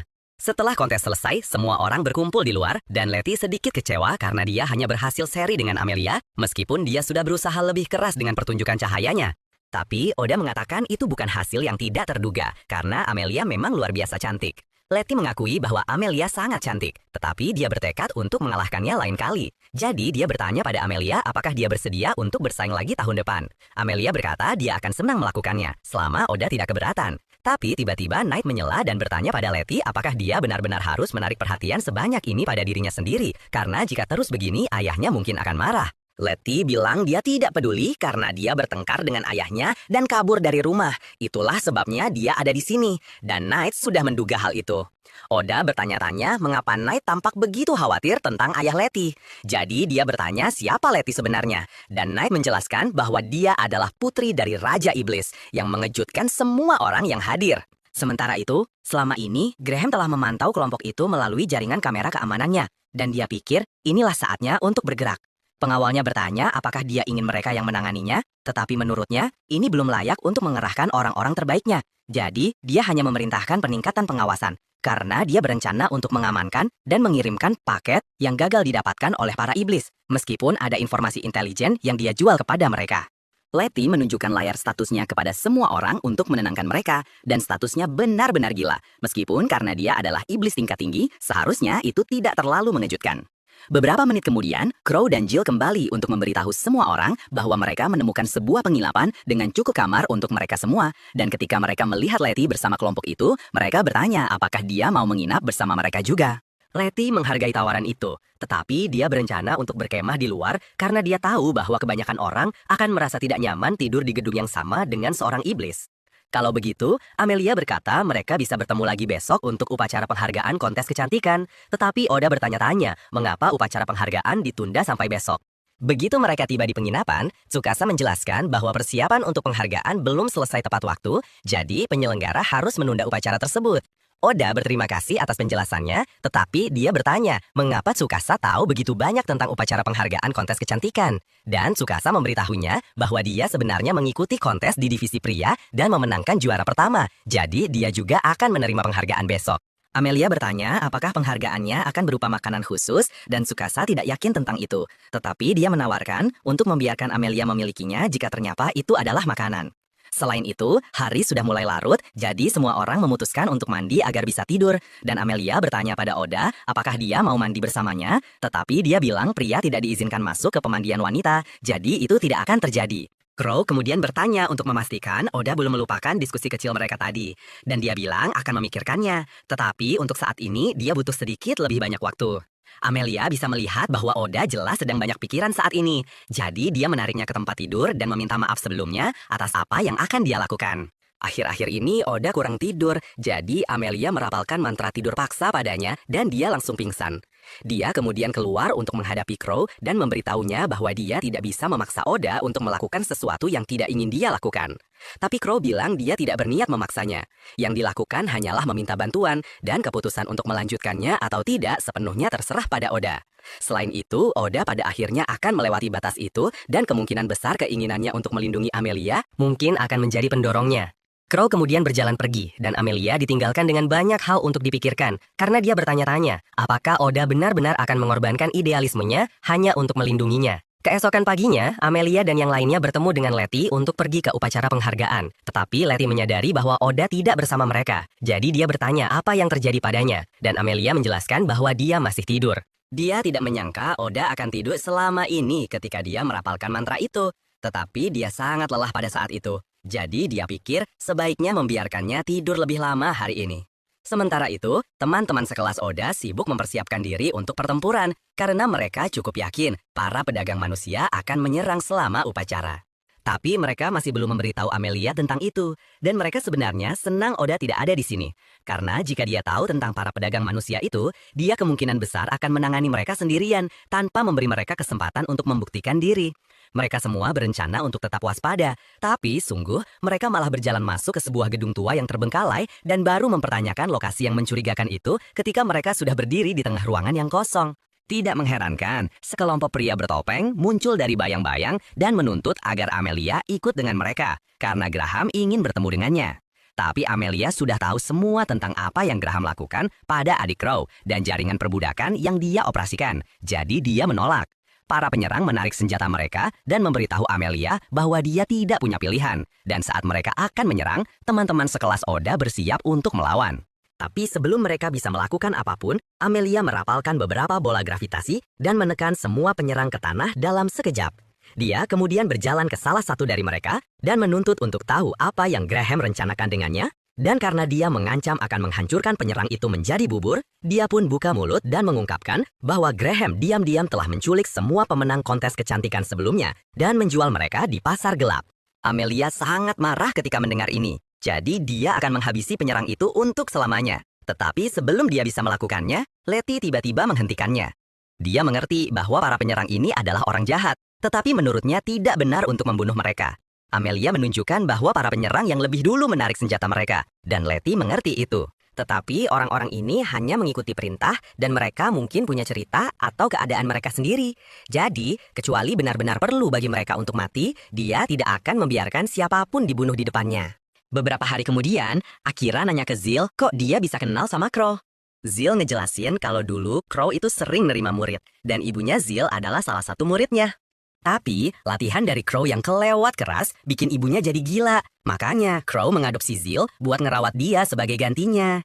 Akira kaget banget dengar hubungan mereka sekuat itu. Tapi Zil meluruskan kalau dia nggak benci Crow gara-gara kejadian yang menimpa ibunya itu. Di mata Zil, Crow itu udah kayak ayah sendiri yang mau nampung dia pas nggak ada orang lain yang peduli. Terus, Akira juga ngaku kalau Crow emang kelihatan kayak tipe orang yang suka ngurusin orang lain. Dan Zil balik nanya, apa Akira juga ngerasain bantuannya? Pas Akira ngangguk, Zil bilang, terserah Akira kalau mau balas budi ke Crow. Cuma, dia ngasih peringatan kalau waktunya Crow udah nggak banyak, jadi mending cepetan kalau emang niat balas budi. Tepat saat itu, Knight balik dan ngejelasin kalau kamera di sekitar area festival itu dipasang atas perintah Graham. Karena Graham pengen melacak para pemenang kontes, itu artinya dia juga lagi ngincar Amelia. Mikirin masa depan, Akira jadi bingung gimana cara ngadepin masalah baru ini. Akira terus bilang ke Zil kalau Graham pakai alat yang sama kayak yang dipakai Raja Manusia buat mata-matain semua pahlawan. Dia nanya ke Zil, alat itu disebut apa sih di dunia ini? Zil jawab kalau benda itu namanya kamera. Jawaban ini bikin Akira kaget. Jadi Knight ngejelasin kalau salah satu pahlawan yang dipanggil sebelumnya pernah bawa teknologi mereka ke dunia ini. Makanya kamera nggak dianggap aneh di sini. Zil nambahin kalau di kerajaan Yamato, penduduk lokalnya bahkan ngikutin tradisi dan makan masakan dari daerah bumi tertentu gara-gara pengaruh pahlawan itu. Akira jadi penasaran banget sama kerajaan Yamato, tapi belum sempat mikir panjang, Amelia dan yang lain akhirnya balik dari festival dan nyuruh yang lain buat nunggu. Akira ngajak Asahina, Tsukasa, Amelia, dan Zil buat ngobrol empat mata di sana. Akira nanya ke teman-teman sekelasnya itu, apa mereka sengaja ngajak dia ke festival sambil diam-diam nyelidikin rumor perdagangan manusia.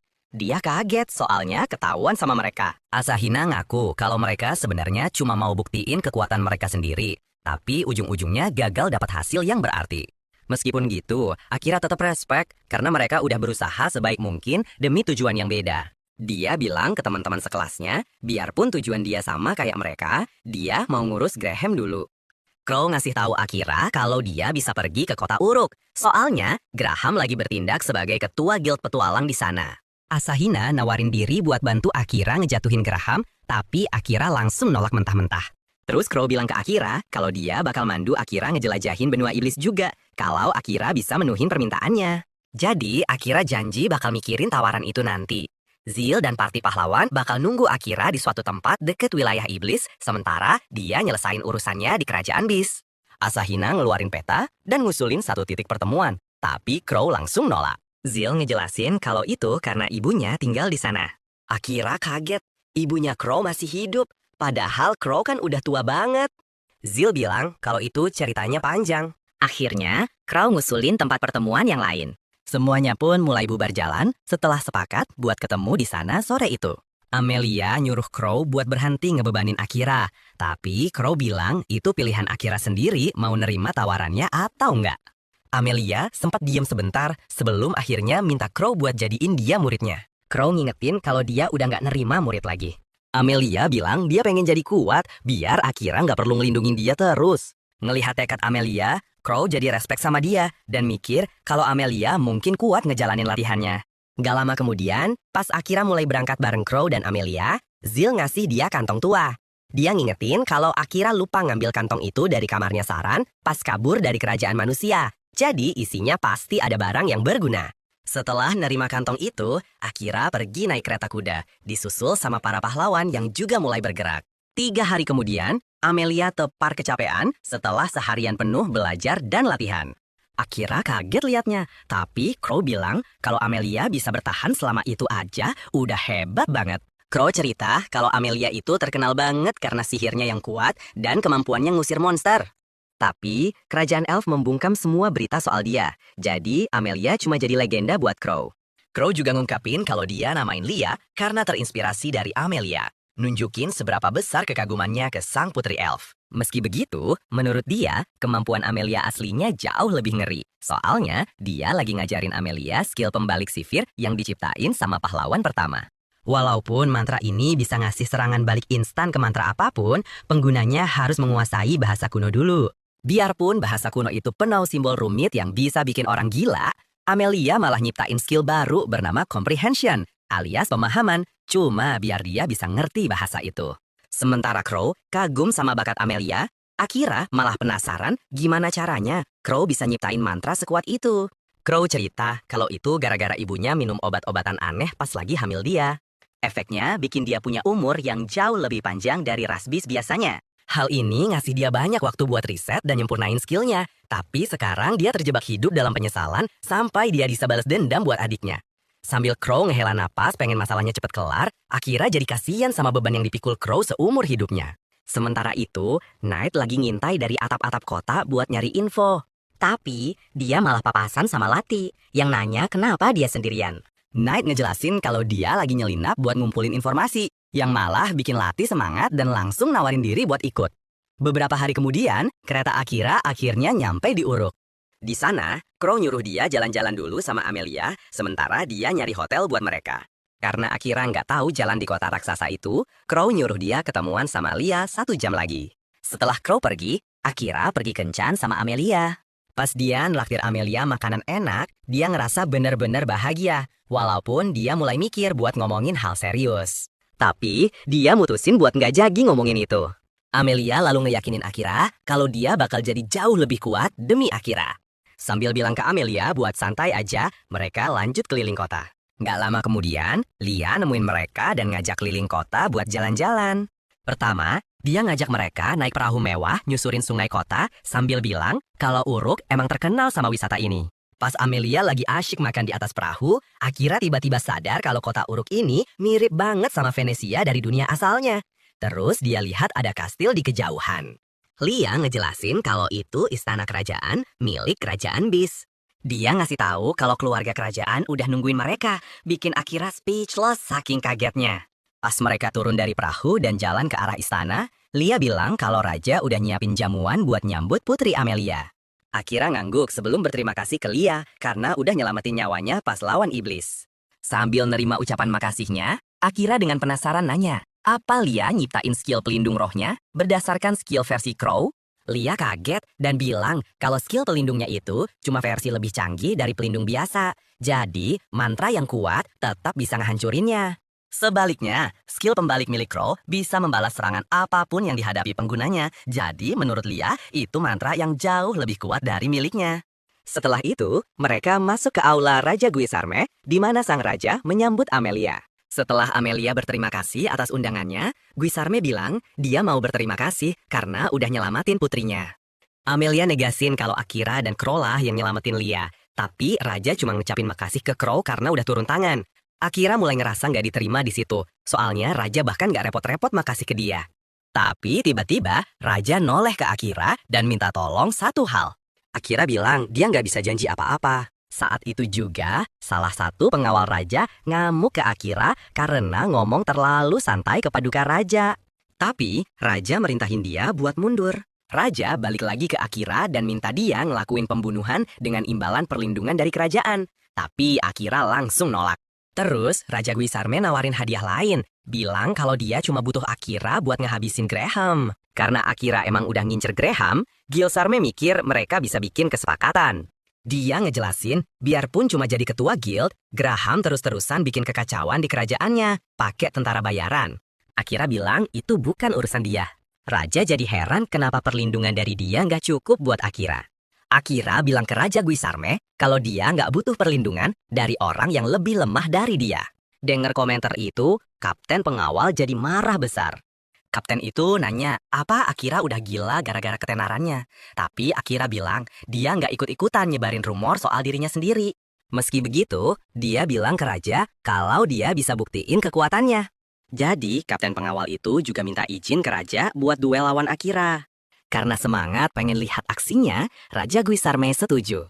Jadi, kedua petarung itu dibawa ke arena. Pas kapten pengawal siap-siap tarung, Akira tiba-tiba ngelempar pedangnya ke Amelia. Ngelihat dia ngebuang senjatanya, kapten itu heran dan mikir, apa Akira ngeremehin dia? Tapi, Akira bilang dia cuma bakal tarung layaknya pembunuh sejati pakai senjata tersembunyi. Raja pun ngasih aba-aba mulai. Nggak lama, kapten itu nerjang Akira dan ngayunin kapak gedenya. Tapi Akira dengan santai ngehindarin tiap serangan sebelum ngeluarin set kunai. Pakai tali yang diikat di kunai, dia lompat ke udara dan ngejebak kaki kapten itu. Murka, kapten itu narik Akira ke arahnya pakai tali yang sama dan coba nebas dia pakai kapak. Tapi Akira lolos dan mendarat di atap dekat situ. Dari sana, dia meluncur balik ke arena. Meluncur di sepanjang gagang kapak si kapten dan ngehancurin kapak itu jadi berkeping-keping pakai pisaunya sebelum ngarahin senjatanya langsung ke leher si kapten. Dengan hasil pertarungan yang udah jelas, Amelia minta Raja buat berhenti ngeraguin keinginan Akira. Walaupun Raja nerima tuntutannya, dia heran kenapa Amelia mau nikah sama manusia. Dia ngingetin Amelia kalau sebagai elf, dia bakal hidup berabad-abad lebih lama dari Akira, yang artinya Akira bakal mati jauh sebelum dia. Komentar ini bikin Amelia jadi sedih. Tapi, Raja nyuruh pengawalnya ngantar Akira dan Amelia balik ke pelabuhan kota. Sementara Akira sadar sama muka sedihnya Amelia. Pas lagi jalan balik, Akira nanya kenapa dia kelihatan murung, tapi Amelia cuma muji penampilan kerennya tadi. Amelia terus bilang kalau dia beruntung bisa ngabisin waktu bareng Akira. Tapi, Akira mikir justru dia yang beruntung karena Amelia rela ninggalin keluarga kerajaannya cuma buat hidup sama dia. Dengar omongan Akira, dia senyum, ngerasa senang karena Akira ngomong persis apa yang dia butuhin. Terbawa emosi, dia mulai nangis dan langsung meluk Akira, yang bikin Akira bingung banget. Amelia negasin kalau dia nggak bakal bisa hidup tanpa Akira, bikin Akira nyuruh dia berhenti ngomong hal-hal aneh kayak gitu. Nantinya, Akira dan Amelia pergi ke hotel yang udah dipesenin Crow buat mereka. Crow ngejelasin kalau pemilik hotel punya utang budi sama dia, jadi mereka nggak perlu bayar apa-apa. Sementara itu, Amelia udah semangat banget pengen kelon sama Akira di kasur yang gede. Sial buat dia, Akira malah ngeluarin buku dan mulai baca kayak kakek-kakek galak. Ngeliat dia baca, Crow jadi ingat kalau Akira ngingetin dia sama teman lamanya yang sama-sama punya hasrat belajar tinggi. Pas Akira mikir kalau bakal asyik ketemu orang kayak gitu, Crow bilang kalau orang itu dijuluki Sage dan master dalam seni pedang maupun sihir. Kabar ini bikin Akira kaget, jadi dia nanya ke Crow siapa orang itu. Crow ngejelasin kalau namanya adalah Saran, dan Akira langsung terdiam. Crow terus ngungkapin kalau dia punya utang budi yang gede banget sama Saran. Dengar kalau Akira juga punya hubungan sama Saran, Crow mikir kalau urusan mereka bakal jadi gampang. Akira bingung apa maksudnya, jadi Crow nanya siapa yang bunuh Saran. Sebagai jawaban, Akira bilang kalau pelakunya adalah pasukan pembunuh bayaran raja, Night Ravens. Crow ngangguk, tapi ngungkapin kalau di balik layar, Night Ravens itu disponsori oleh nggak lain dan nggak bukan adalah Graham. Dengar kalau Graham bertanggung jawab atas kematian guru tercintanya, mata Akira mulai gemetar karena emosi.